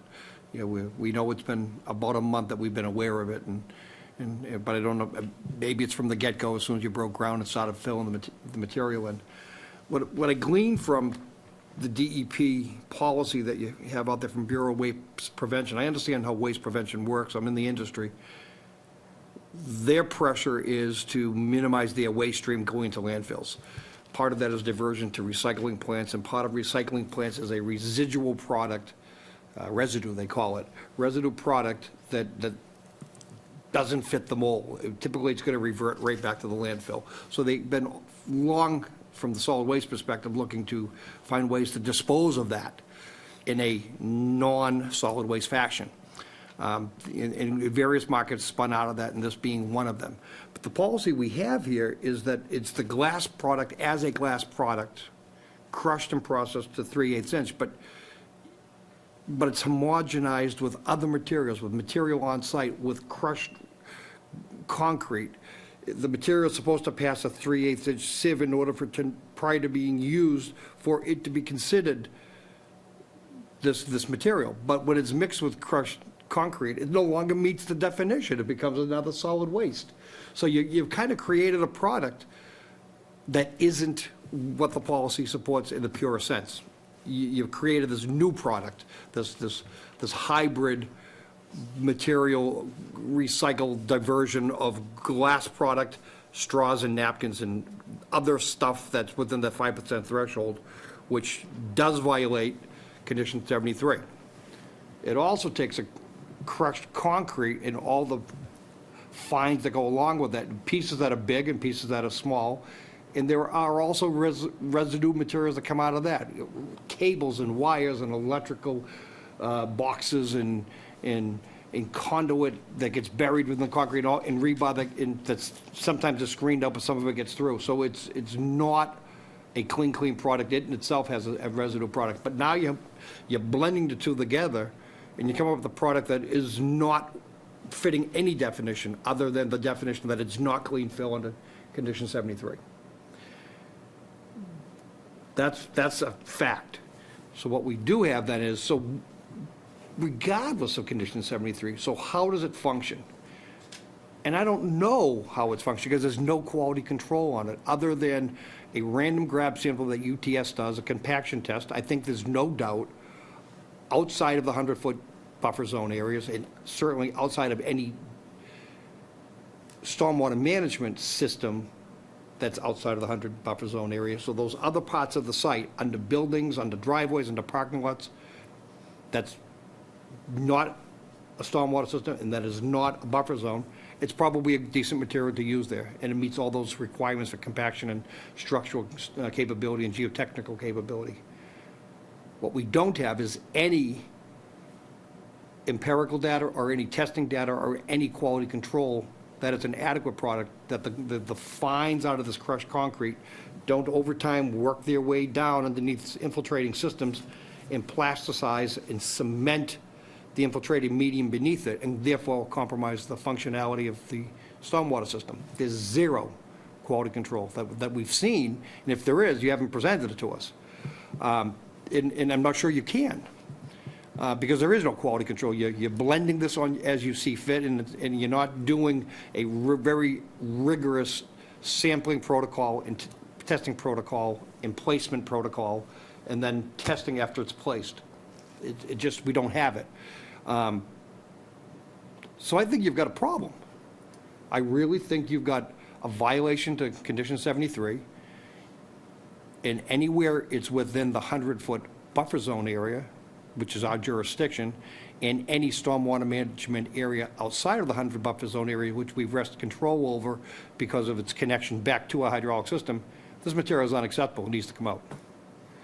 And that's my position on it. And I think a submission of a DEP report is smoke and mirrors, because it's not the product. It's a piece of the product you've used out there. It's not the product. You've used a hybrid. You're mixing stuff. And that's my position on it. Well, I disagree with the fact that there's an issue with regard to mixing it. It's, when you look at it, when DEP says, when crushed to an appropriate size and used for subgrade construction applications, there's no way you could use just this material in a subgrade. It's not malleable, it's not compactable, it's not workable. It would be like putting marbles. Mix it with, do you mix it with other in situ materials and naturally occurring materials? I think you Or do you mix it with crushed wood as long as it's less than 5%? As guided by the geotechnical engineer that has to say that the soils that are being used with this alternative aggregate are acceptable for the various applications that are being done on site. That geotechnical engineer needs to have that the ability to work with what's delivered and in situ materials to be able to come up with. I've seen no sampling protocol. I've seen no sampling results provided to us. I'm not caring about under the buildings or under the parking lots. I'm caring about within the 100-foot jurisdictions and underneath all the stormwater management areas. That's where I'm concerned with. Right. We have. Let's just go to the infiltration systems. We have 2 infiltration systems that are impacted here, as far as what's been constructed and what the material has been used in and around. And just for clarification, you have infiltrating systems and then you have underground storage systems. No, we only have infiltration systems. But there were some storage. We had storage systems originally designed, Okay. and when we moved over. I was going to say the storage systems are not an issue because I'm not worried about permeability. Structural adequacy there is all that matters. Right. The modification that we made last winter was To go to the to go to infiltrators? all infiltration systems. Okay. So we have 2 systems of 1.4, which is, and 2.5. 1.4 is the one just on the left-hand side of the entryway, and 2.5 is down inside the site. You have to understand first that the natural material out there is of poor quality from the standpoint of permeability, and that our system designs do not have, did not hold a lot of infiltration in them as far as how those calculations were done and what consideration we did. We used the Rawls rates, which go from 8.27 to 1.02 inches per hour, and we used the 1.02 based on what we found conservatively because we had loamy sands and sandy loams. We went with the sandy loams, we went with the 1.02 across the board. So we're not in need of having a high degree of... Maybe that's what I'm remembering, Joe, is though they're infiltrating systems, analytically, you're not taking credit for them as infiltrators. They Right. really are storage. Which is why we have so much volume. Which is they actually are functioning as An storage. enormous amount of volume. So what we did is we looked at this material from the standpoint of this mixed material with the crushed concrete and the PGA as from the standpoint of permeability, and it's much more. We tested both the material and then the in situ material, and we got 2 minutes an inch and 420 minutes an inch. So there's no comparison. So even with migration of fines and so forth, we're head and shoulders above with that material, because even when it goes through that material, it still has to get down to the parent material, and then glacial till, which is glacial till, and then move through that before it gets to the groundwater. Because again, we're basically, we've got groundwater 2 feet below the surface. So these systems are either starting at the surface to get the 2-foot separation or above, and when they're above, that's where the fill comes in. So it still has to get down to that hard pan and get through that. So all of our calculations were based on that glacial till material. So I had the same concern with you with regards to the potential for sealing off of the bottom of the systems with migration of the Portland cement and lime that's left over in the recycled concrete. And what I was told by the geotechnical engineer, that once it's cured, once that reaction happens between the lime and the Portland cement and all of that, it doesn't reconstitute. So it doesn't become concrete again. It doesn't become concrete, it becomes silt. Right. It becomes a slime layer. Right. Which becomes impermeable. But he said, and this is the geotechnical engineer that I need to rely upon. He said that he did not have that concern with regards to its long-standing function. We can do monitoring and testing of the system to understand that, but the pains to have to now go back and pull it out, would like to avoid. So if you're looking for more testing and more information, we would rather go that route than to just go in and rip these systems out and take the fill out. I was trying to be dramatic to show how serious we believe this case is. I believe that all of the analysis and documentation and paperwork in the world only becomes something worth discussing should we waive Condition 73, or do we think that this material fits Condition 73? If this commission makes that decision, is going to direct the rest of the conversation. If it's in violation of Condition 73, then it's unacceptable within our jurisdictional areas. Right. So we would, And if we say that, well, we're willing to consider a waiver of that, then you may want to go into the discussion of supporting evidence of why you think it functions. And I don't want to oversimplify it or overstate the drama, but I think it cuts right down to that. Yeah. And nothing more complicated than that at this point. Right. My original position is that we meet the spirit and intent of Condition 73. If the commission doesn't feel that's the case, then I wouldn't necessarily call it a waiver, but I would call it a clarification of Condition 73 that's inclusive of this material I use the word waiver, and I apologize. as supported by. And maybe that's how the modification request came, Right. because that's what we would do, is we'd have to modify. But as supported by either the current information that we've submitted or additional information as you see fit. But right now, where we stand is my review of the data and Mr. Martin's review of the data is that this stuff's okay. So we'd like to proceed in that manner to get the commission to the point that you're comfortable and that you can, whatever the procedural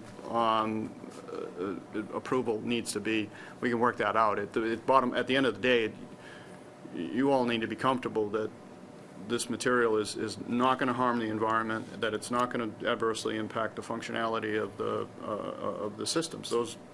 That's really the 2 points that we should care about here, not so much that any of the side issues. Have you contemplated, or do you have any position on whether the use of this material and other materials that are brought in that are not pure soil materials, that are reused aggregate materials, have contributed to the difficulties in managing stormwater runoff and siltation control on the site? No. Unrelated? I think it's a combination of the dam we built with the walls and the glacial till. It's a high silt content glacial till that does get that slime layer and sealed off in this kind of an environment where you disturb the soil, you mix the soil, you entrain the silt settles out, forms that layer, and then the pond doesn't drain because it's got that impermeable layer. That's that's all indicative of the parent material, which, you know, we've run into on quite a few sites where you just mix that with the amount of rainfall that we've got this fall, and it's a recipe for disaster. We were hoping that we'd have a normal fall that would get all this work, a lot of this work done, and that we'd avoid. We were fearful that we would have this condition next spring if we weren't far enough along in the construction process. Because usually, the problems that we're experiencing this fall are spring-like problems that you experience with this kind of a glacial till. The underlying fear I have, without diving into details, because I don't have the details, is that as we went through the permitting process, an awful lot of effort, you know that you're the front end of that, for the consulting end, as Lisa was on our behalf of overseeing it, is how the functionality of these systems worked. So, understood glacial till doesn't permeate downward as you would hope, and you didn't count for that in your drainage analysis. But this material that has a wonderful 4 times, 100 times permeability, what was the numbers you used? 1.2 versus, what were the numbers? It was 2 minutes an inch versus 420. 420, so the recycled material is much, much more permeable, passes water more readily. Right. Both vertically and horizontally. So when it hits the till layer, by using this material, are we not changing the whole way the subterranean water moves through the site? No, if we had used, the alternative here would be to use standard structural fill, which would have had the same, very similar permeability characteristics to the mix that we're using. I mean, we would use the road-based type structural fill. No, I don't see that as an issue. I think that's just commonplace when we're dealing with building a site over hard pan. Yeah, we're going to get that lateral move across. It's going to go over into the drainage systems for the walls, and it's going to come out the drainage systems for the walls as it does on any So in a one. normal structural fill without infiltration considerations, you'd expect paved surfaces, collect water to surface collection systems, catch basins, pre-treatment, move them into your storage, whether it's surface detention or subterranean detention. These happen to be open bottom, so you get whatever infiltration is possible, you're getting some, but most of it stays resident there and slowly discharges through the system and off the site. Yeah. But these systems also have the ability to not just hold that water, but it doesn't hold it laterally, it holds it within the confines of the structure and the soil medium adjacent to it. So, Right. in this instance, if we're collecting all that water on the paved surface, getting to the system, at relatively shallow depths, aren't we in essence moving that much water through the soil horizons at shallow depths? And not only changing the drainage pattern, but changing frost patterns and performance patterns in the roadway? And if we're not creating frost problems, does that mean that the water is in fact moving? And if it's moving, where's it going? It's moving as groundwater would move, so it's almost a false water table or a perched water table. But it's moving faster than the design intent. It's gotta be. If those permeability rates, percolation rates are what you're stating, it's No, gotta be moving faster. again, we're talking about, we're now talking about the comparison of conventional fill versus this material, not the parent material versus this. And conventional fill or structural fill material would have similar permeabilities and would be, so we've not changed the characteristics of the original design intent, and I think that goes exactly to Lisa's concern with the original design, where we were focusing, in her estimation, too much of the systems down at the bottom of the site. And her concern was that we would short circuit and have a shorter travel time through that media over to the wall interface or what have you. So she worked hard to convince us to put more systems in and separate them all throughout the site, which we did. So I think that was the solution to that concern. I don't think the materials that we're using are changing that. And I purposely wanted the conversation to go down that direction because, should we consider that the material meets condition 73? I think it goes beyond permeability and DEP statements and geotechnical engineering statements. I think another look at the stormwater management calculations with the use of this material, I think is fair game. Even if it's a quick review, but I think Lisa needs, or someone, if Lisa's not available, someone needs to look at this again. Hopefully Lisa is because of her deep involvement in this. All right. No, and I don't disagree, and I don't think it's heavy lifting. I think it's merely having the conversation or going through the, just having her go through it in her mind, like you and I are doing now, and having her say, yeah, I don't see that is going to change the original design intent and what we all believe was going to happen subsurface. So I've done a lot of talking. You passed the first time around. Do you have any questions to ask now or add now? I just, I still, I don't mean you, Deb. I said you, I'm sorry. oh, no, that's okay. No, I'm just kind of concerned about the term clean fill as it applies to this mass that is before us. So I'm still not too, clear on that and whether it is clean fill or not. And so I just have kind of questions about that. Okay. Doug, you had no questions the first time around. Did you minor questions? Did you have more to add? I'm sorry. No, listening to the conversation, I think it boils down to whether or not the material they're using, whether it's the glass or the crushed concrete, is suitable in the location it's being used.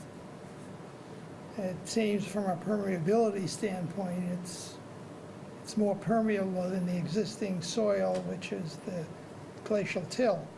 If the design was based on the permeability of the glacial till that was on the site, so that they've accounted for sufficient volume to withhold the stormwater to be generated, so that it is held there, and it's slowly infiltrated into the glacial till, even at a very slow rate, but it dissipates that way. And from what I heard you say, that you had it initially all at one location at the bottom of the site, and Lisa decided that she wanted it scattered throughout the site, so we wouldn't put as much strain in one location. I think it boils down to whether or not the crushed glass and the concrete are suitable materials I assume what you got is the base grade is of any of these sites, of the infiltration basins, is the glacial till, and then there's this other material filled up, and then the pipes are put in, and then filled around the pipes with this glass and concrete. Right. So that water can go out of the pipes and fill the entire area and sit there, and then I suppose if depending on how much of the entire area is filled with this new material, it can spread into quite a large area and sit there until it, sinks through the glacial till, eventually over time. Yep. And I think the question boils down to whether this material is suitable as backfill for a site that's under the jurisdiction of the Conservation Commission. And that can be questionable. with Lisa, and so she, again, would probably be willing to re-review the stormwater site with the use of the material. I don't think that's a problem. I do think when we talked about who would determine the suitability of the material, I think that becomes more of the issue. She recommended DEP. I don't know if they'd be willing or able to provide that kind of documentation to us. My guess would be no, but then who? And I don't know, Joe, if you have any thoughts on who would review the suitability of the material? Or sort of a third-party review, because of course UTS has already reviewed the material, but who would do it on behalf of the commission? Certainly. I just assume do my own research, within the industry that I work. Very much involved with DEP solid waste. It runs Right, landfills so and I did share transfer stations. photos of the material with DEP wetlands, and they were not familiar, at least in the Northeast, with its use. And that's neither here nor there, but, Yeah, that's what I was just going to say. But solid waste, Bureau of Waste Management. and- Right. And air quality and hazardous waste and wetland sections don't necessarily talk to each other, and they don't necessarily embrace each other's policies. Each policies are written under their own, right, I'm just saying, initiatives. where I went with the information was the only sort of wheelhouse I work in. But that said, if there's other places to garner information, I'm going to need some guidance on where to get that. I don't know the answer to that question. I really don't know. I mean, That's what I'm calling. Well, I mean, we can do some one side of research me into says that. as a conservation person, that we ought to be considering reuses in all green types of initiatives. That we ought to be considering them. But I've been in the business long enough to know that just because Bureau of Solid Waste says that that's a great thing to do, doesn't make it a good thing to do. It just simply means it's a way that they can get rid of their residue byproduct and meet their quota of diversion from landfills. It doesn't necessarily make it environmentally safe from a wetlands perspective. It just simply means they've got their bean count of diverting tonnage. That's all it does. So it comes down to a philosophical question more than an analytical question. Well, Lisa did provide 2 studies on the use of the recycled concrete, one as a road-based aggregate done in like Indiana, and another in a stormwater application where to avoid, it's called tufa, I think, what the concrete produces when water's placed, run through it, that ends up cementing, becoming not a liquid again, but as you said, suspending the fines and then those cementing. And But not turning into cement or concrete, they just... Well, no, but they just also become blocking pipes and overflows and things like that. There were a lot of comparison photos, and she mentioned that washing the aggregate before it was used was one way that could be avoided. But again, there's information out there, and I think we can get it, whether you direct some of that review, and I don't know, that's going to be the hard part, if that's the way in which you want to go, finding out the suitability of the material and then how it impacts the way it's been used on the site. The way it's been used on the site is easier to do, obviously. Well, this is a difficult, because I don't know in which order to do it, but...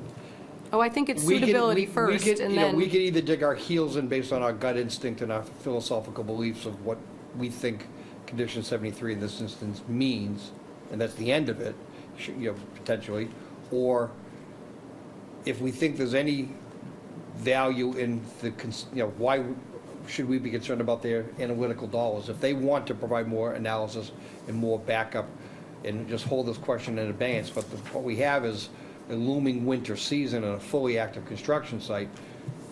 You stopped importing the material, but the question is, every day we delay a decision, is they're going to keep working towards some sort of conclusion, and the material out there becomes more difficult to handle when it is we've reached that decision. So those are the juggling acts. I know that you mentioned Al wanted something read into the record, so. Yeah, he had just provided a short email. I think I have it here. His concern was about public process, I think, to some It extent. says, kindly note my strong objection to the use of this material. It should have been proposed during the open meeting process. It is unprecedented in my tenure on this commission. Using unconventional fill violates, using unconventional unconventional fill material violates the OOC, and at the very least should have been noticed prior to use. My opinion is to order the removal of the fill material on site and to reopen the public hearing. Please enter this communication into the public record. Al Manzi, Vice Chair. In that regard, is there any reason why this wasn't proposed during the open public meeting?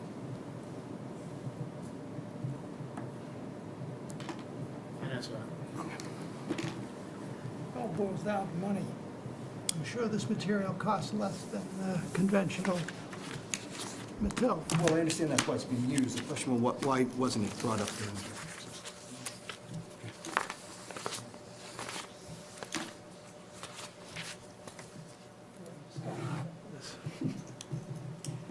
Ask for permission or beg for forgiveness? I'm sorry, what did you say? Ask what? No. It's a cliche. Oh. that you just reminded me of when you just said that.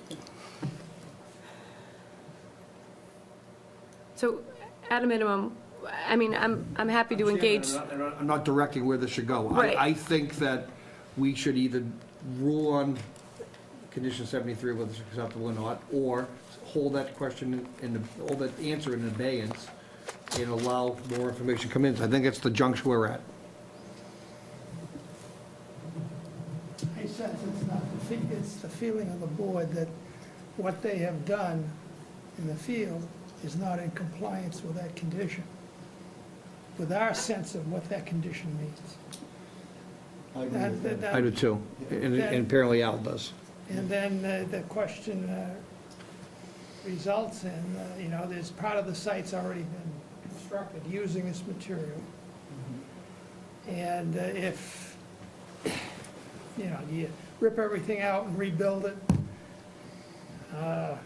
or, if we can come to a satisfactory conclusion that this material that's been used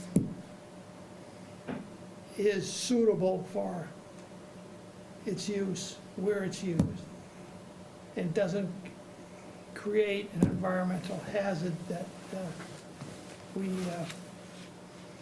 will regret down the line, then, we could say, fine, your use of it there is in compliance with our condition. But, I don't think there's any definitive answer at this point in time to that dilemma. And we'd have to do some additional work. So we can flex our muscles to DEP Bureau of Waste Management, because it's a succinctly written 1 2/3 page policy regarding the use of this material. And ultimately, their evaluation, the Division of Solid Waste Management will be responsible for the tracking of the implementation and effectiveness of this policy. It's called their bluff. Ask them to test it. Use this as a test case and let them provide us with documentation, Well, I suppose we could. which they won't do. I'm just trying to say that they basically hang it out there that Yeah, but their use of the material is different from an environmental point of view. Well, what I want to find out is, and drill down on it, and the opportunity, for the commission to allow us to provide some more information, but talk to the Bureau of Waste and Solid Waste and see if there had been any higher level discussions between the bureaus and departments within DEP. And obviously, they're saying use as fill means it's being buried. They're not qualifying where it can be, or only in non-sensitive areas or what have you. Did those discussions occur? And what do not only the wetlands group think, but the groundwater protection people think within DEP? What do the surface water quality people in DEP think? They can't go around, in each department in past policy that flies in the face of their, their own other policies and their own other charges to protect the environment. So, yeah, I'd love an opportunity to put it to them and say, okay, you put this DEP on this? you put this document out and we used it. Jen? So. Yes. I shared photos with someone in the enforcement section to see if they had ever seen that material used, because if you haven't seen it in enforcement, you probably haven't seen it anywhere. And they were unfamiliar with the material. It was no formal presentation of the material or any description of the site. So I do think we could, speak with them. I do think the other group to speak with would be the stormwater people to see the use where it's been. But certainly the bigger discussion on that can be had with Lisa, and we can facilitate that very easily. I have much more confidence in that. So I think She may have ideas as as those to. discussions move on, I think we've got to be clear in direction. And I'm going to offer this for discussion, and it's not as a need coming from me, that you cease and desist the import of any more of this material. They've already done that. Yep.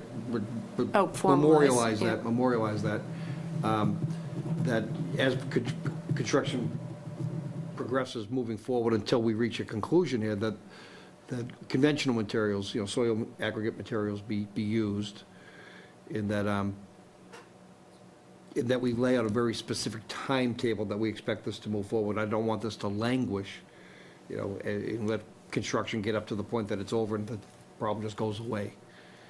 Well, I would assume we'd be looking for as much information as we could gather in the Within next 2 weeks. In the right? next 2 weeks. Okay, and then just for clarification, just in separating the two materials that are at question here, we have the PGA and we have the recycled concrete. PGA's... Neither of them. Right, but PGA has been ceased. The recycled concrete, you had said under the infiltration areas or within the Buffer zone. 100-foot buffer zone. So, but Not now, using. but now I'm going to go so far as, it's not under the infiltrators, I'm not much of an issue because of the till. It's really even adjacent to, it's really wherever the groundwater horizon wants to move laterally. I don't want to be using that. You can use it under your building foundations, you can use it under, areas where there's no groundwater flow. I guess that upper parking lot, it looks like one area you could use it. There's a lot of places you could use that outside of the 100-foot and not within any areas affected by stormwater management. Okay. Any groundwater or any flow is going to find the easiest path to follow. So it's. Yeah, but I think where it says commercial parcels, the first two built, the parking lot that's not the stormwater area, those buildings. The site. Not working up there yet, but that's where it can be used. So, at some point, if this does go a distance, you could use it up there because it's out of our jurisdiction. So if our cease and desist is to stop using those materials, but still allowing work on the site, are these materials going to get buried and be even more difficult, if not impossible, to remove if that's the direction that this commission takes? I think it's a good point to clarify that, they're functioning at peril. If the decision is to remove it and they've made that more difficult and more costly, that's a decision they've made consciously. Right. Just understand that UTS is tracking the materials that are putting down in all of their reports. So if they're tracking a lift being put down and compacted that has all three components, then that... You know where it is. We know where that shows up in the reports, so... So in essence, that work can continue, but in the end, if the decision is for that, the PGA or crushed concrete to come out, then it's going to be that much more of an lost resources. I'm going to close with how I opened, is, this is very serious, but I also don't want to slow or stop the progress of the construction, nor do I want to have the site sit in an unstable condition through the winter, because I know that we've been dealing, we as a community, and you guys as proponents of the project, have been dealing with a very, very difficult runoff condition during construction. I don't want to simply say cease and desist activity and have the impact even be greater by ignoring it. My sense is the crushed concrete is not going to be a problem, but that's just my sense. Because, a lot of places they'll use flowable fill, which is a form of concrete, so, very weak concrete, but it's in places. And, I've never heard of any issues with that. So my suspicion is that the crushed concrete is probably gonna be okay, as long as it's not filled with unsuitable materials besides the crushed concrete, you know, such as, you know, I haven't seen wires the and stuff material, like but that. I have, in my profession, we've gotten DEP-approved recycled crushed concrete material to use as roadbed that I literally spent all summer ripping it out and putting crushed stone in because it was full of electric boxes and conduits and Yeah, wires. this is not demolition recycled concrete. This is coming from, this is Plants? waste concrete from the plants. So it's pure. It doesn't have rebar in it or conduits. material inside. I don't want to, you know, but unlike the other material, which has contained a lot of trash, I have not seen that in what you're describing. Yeah, I think if it's clean, it's probably gonna be okay, but that's my sense. But if it's full of junk, it's not. No, this is just when the concrete trucks go back to the plant and they still have some in, they dump and they crush it and they recycle it, so it's not tainted with. Well, if it's all that, and that's basically certified that way by the plant that you're getting it at, then that's. So the purpose of this was to give guidance as we consider the question up to the next meeting.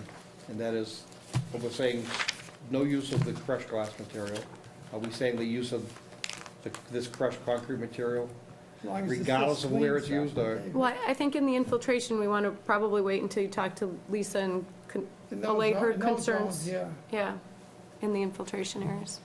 Yeah, I for the sake of- and- I say and for the time sake of period, 2 if you weeks. wanna- Just don't use either of them. No, Well, not in those facilities. In those but- areas we've discussed. Okay, yeah, but I mean, where it's really coming in handy is just on the superficial, to be able to do the temporary roads, to move the vehicles around and so forth, as a road bed, just as tracking pads. as tracking paths, so. Okay, I'm okay with that. Okay, any other questions? And No, I think we think, discussed this. Jen, do you know what it is we're looking for, so you can coordinate directly? You know, you and I could talk Yeah, we periodically, can, and too. I'm going to start with Lisa and see also if she has any ideas, but I do think we should try to reach out, or you should be trying to reach out to people in the different divisions to see what the, Yeah, definitely. Just got one more. Mr. McBride, you had asked me how much we had brought in of the processed glass aggregate. I just wanted to clarify, it's about 1,000 tons of it material. was 1,100. I wrote that somewhere. Okay, thank you very much. Thank you. That was modification request, so we need to formally. Continue. Continue. Motion made and Second. seconded by Deb. All in favor of continuing, say aye. Aye. Opposed, and we're continued. Recuse. One recusal. And one recusal. I pass the gavel back to Mr. Chairman. And, Okay. I had to bite my tongue.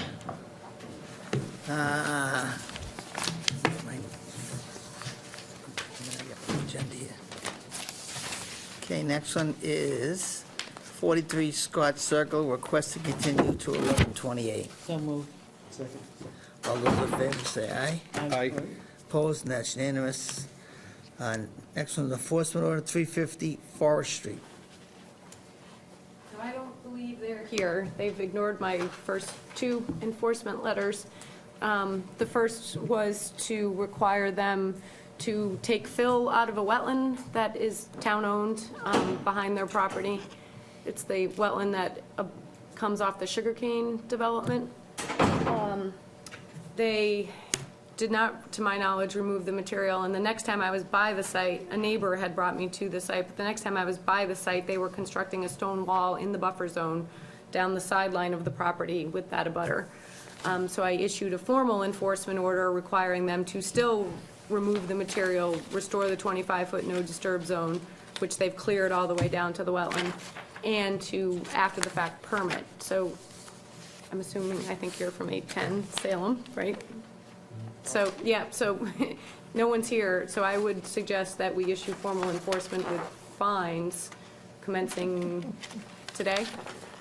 Yes. What did you first, so you issued two separate enforcement actions for I- two separate things? I tried the violation letter, just Yeah, asking them that's to the remove first. the materials by hand, and let the 25-foot no disturb zone No phone call, revegetate. no nothing. Nothing. That's the first Fine. one. If we could go further back than today, I would, but today seems fair. So moved. Second. And what are those fines? $100 a day for alteration of a wetland resource area. All those in favor say aye. Aye. Aye. Opposed? And that's unanimous. Jen, just a quick question. Yeah. The wall is a separate violation, correct? It extends into the buffer zone. It could easily be after the fact permitted. I don't know exactly. It's probably just It's not into the within the 100. 25. It's not within the And we 25. require people to put walls along the 25, so Right. it's permittable. I mean, if you want to fine him for something else, it was activity in the buffer zone without a permit. Well, And this he is is a guy- violating the 25-foot no disturb zone as established by his prior order of conditions. With that wall? No, with the clearing of the land and the dumping. So, and he was required to have monumentation, which is no longer there. Well, I just don't want the wall to be built without a permit. So, I don't. It's already there. The day I stopped to talk to the Doesn't matter, it's already contractors, they were basically done. So now the fact filing would pick up the wall, it would permit it by virtue of the bigger discussion, it would come out, and it would Right. be permitted. Yep. I think we should have them remove it and then condition it. And let them put it back. Yeah, put it back. Make them put it back. Make them put it But back. higher. It's a good-looking wall. It's everything I would want in a wall. All right. I'll go by whatever the commission says. They don't want to respond, so. You hope. He hasn't responded to date. I'm not sure. What's that? Hopefully he'll respond, Well, he will now. Yeah, no, the fines are coming. maybe. So we're gonna fine for the brush. What are we doing about the wall? Require an after-the-fact filing, RDA, Okay, with triple filing fees. okay. Motion? We did it. We did it. Oh, can we do it again? Sean and Deb? Say it's unanimous. Last but not least is 810 Salem Street. Sorry about that. There you go, sorry. I knew it was gonna be So late.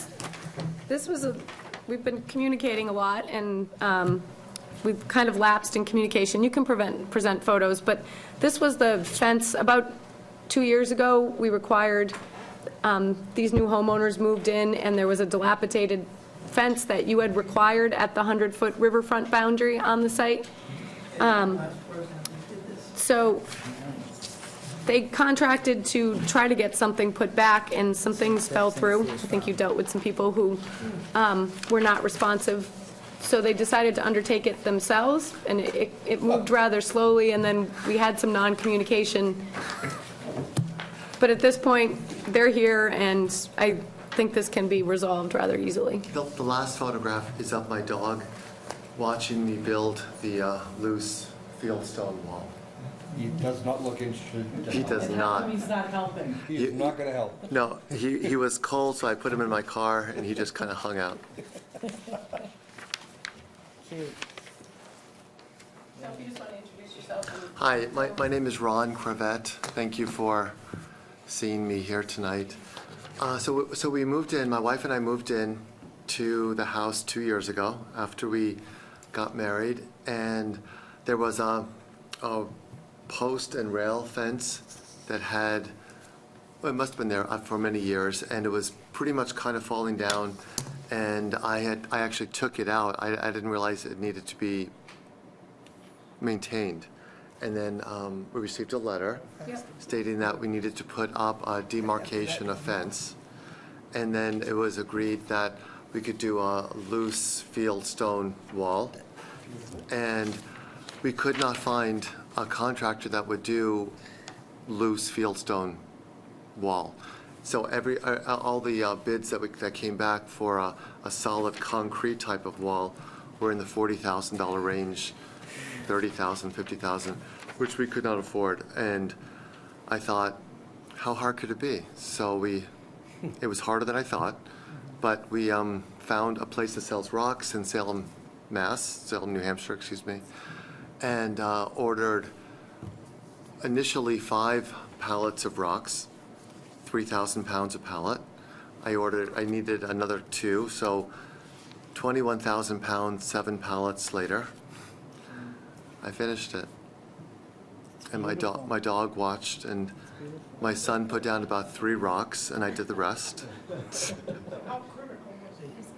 My son? No, your dog. My dog. Actually, my dog is a great companion. So he just kind of hangs out, and he's good. I don't know what it So connects to. does it connect like the fence did? What does it connect to, just looking at it? It is exactly where the fence was, as far as I understand where the fence was. Okay, I'm just looking, we brought the file as to where it was required. I'm just wondering. How long did it take, how much time? It took about 2 months of weekends. $20,000 is well worth it. The problem is, nobody can afford it. It was just more than we. How did you move the rocks around, wheelbarrow, or just pick them up one at a time? I did wheelbarrow work, but I also just carried it, and I actually kind of enjoyed it. I really did. It was therapeutic. It was fun. I could feel myself getting stronger. So a couple times I had a couple So what's crushed. before us, to accept this? Well, like I said, it was just taking a long time, so we had issued letters reminding them, and we just, so this was, I remember the project of what was the out there. fence, I just wondered, That's the last time we conditioned. it comes all the way up to the road, so Stone wall. that's what We you see? used to use Because what, fences, it and we got it away seems from to be fence. Commissioner out in thin McDonough, air Uh-huh. right It's there. just the stone walls, because they're permanent. Yeah. Because what happens is the fence rots, falls wanna down, make and sure everybody that forgets it's- about them. Yep, it's gone. It does what it, you know, the fence went, this was the fence, Uh-huh. all the way up to the road like that. So that's what's out there now? Okay. It just looks to be hanging in thin air at some point in the photo. So, but it connects to the road? Oh, and then- absolutely. It connects to the road. And then it connects to whatever existed back here? Exactly. Okay. Exactly. And we put a gate there. Yeah, I remember the gate. That was up for a little while. Yeah, that was Okay. up. All right, so, I guess I will just do a post-construction, and then I guess after this meeting, if the post-construction complies with the plan, we'll release the enforcement order. Yeah. Nice job. Yeah, thank you. beautiful, beautiful. Thank a lot. You might want to do that as a second career. It's not profitable. It got better as I went along because I figured Good out. job, you got that. I did. I figured out how to make it more flat on the front and more flat on the top. That's why all the people you see doing stone walls are these really, like ancient, like older men who I think have figured out how to make it like perfectly flat. It just took all that time. It took a while. You can actually see the difference from. I'm just gonna get. You can see the difference from when I first started to near the end. First. So this is the end. It's nice and flat. Yeah. And so this is when I first started. The first few chunks. You Oh, see yeah, it's smaller stones. Smaller stones. And then I realized, why did I do that?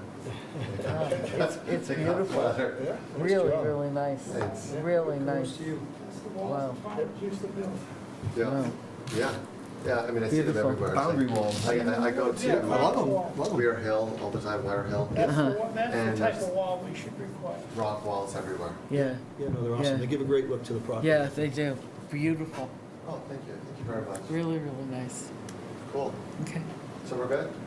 All right, yeah, So do I'll we come need- out do we need a and do formal motion? I'll come out and do a post-construction, and you can vote that, dependent on the post-construction, we can release the enforcement order if you want. Okay, Excellent. good. Feel bad that somebody did such good work, had to wait so long for this meeting, you know? Okay. Did we lose? Thank you. Can someone give me a copy of them? Thank you for the file. Last is an emergency cert for 64 North Cross. As you'll remember, we permitted a beaver deceiver for the Ray Street subdivision because beavers were causing flooding problems out there, and with the new development proposed, all the neighbors were getting rather concerned about their septic systems. Now that the beaver deceiver is in, the beavers have gone a little crazy, trying to build new dams all over the place. So this man lives down, this house is downstream of that deceiver, and he would like to trap, given that the beavers aren't really being successful, they're just damming up everything. So we need to be able to deconstruct some of the dams partially, which is your jurisdiction, to be able to trap, which is the Board of Health's jurisdiction. So Well, trap the beavers. they're gonna trap. That's what they're doing. Kill them? They killed them. It's the Board of Health's job, you said, though, right? Yeah, they take care of the trapping. We just permit, The Board of- the, we permit the breaching of the dams that attracts the beavers to the site. So is there Breach the dam. an motion to approve an emergency cert, anyone? I will move to approve the emergency cert. Second. So we approve the emergency cert. All those in favor? Aye. Aye. Aye, opposed? That's unanimous. Okay, so now we can adjourn. No, we can't, we have, well, I guess we can. Yes, we can. That was We did it without you. Second. All those in favor say aye. Aye. Opposed, and that's unanimous.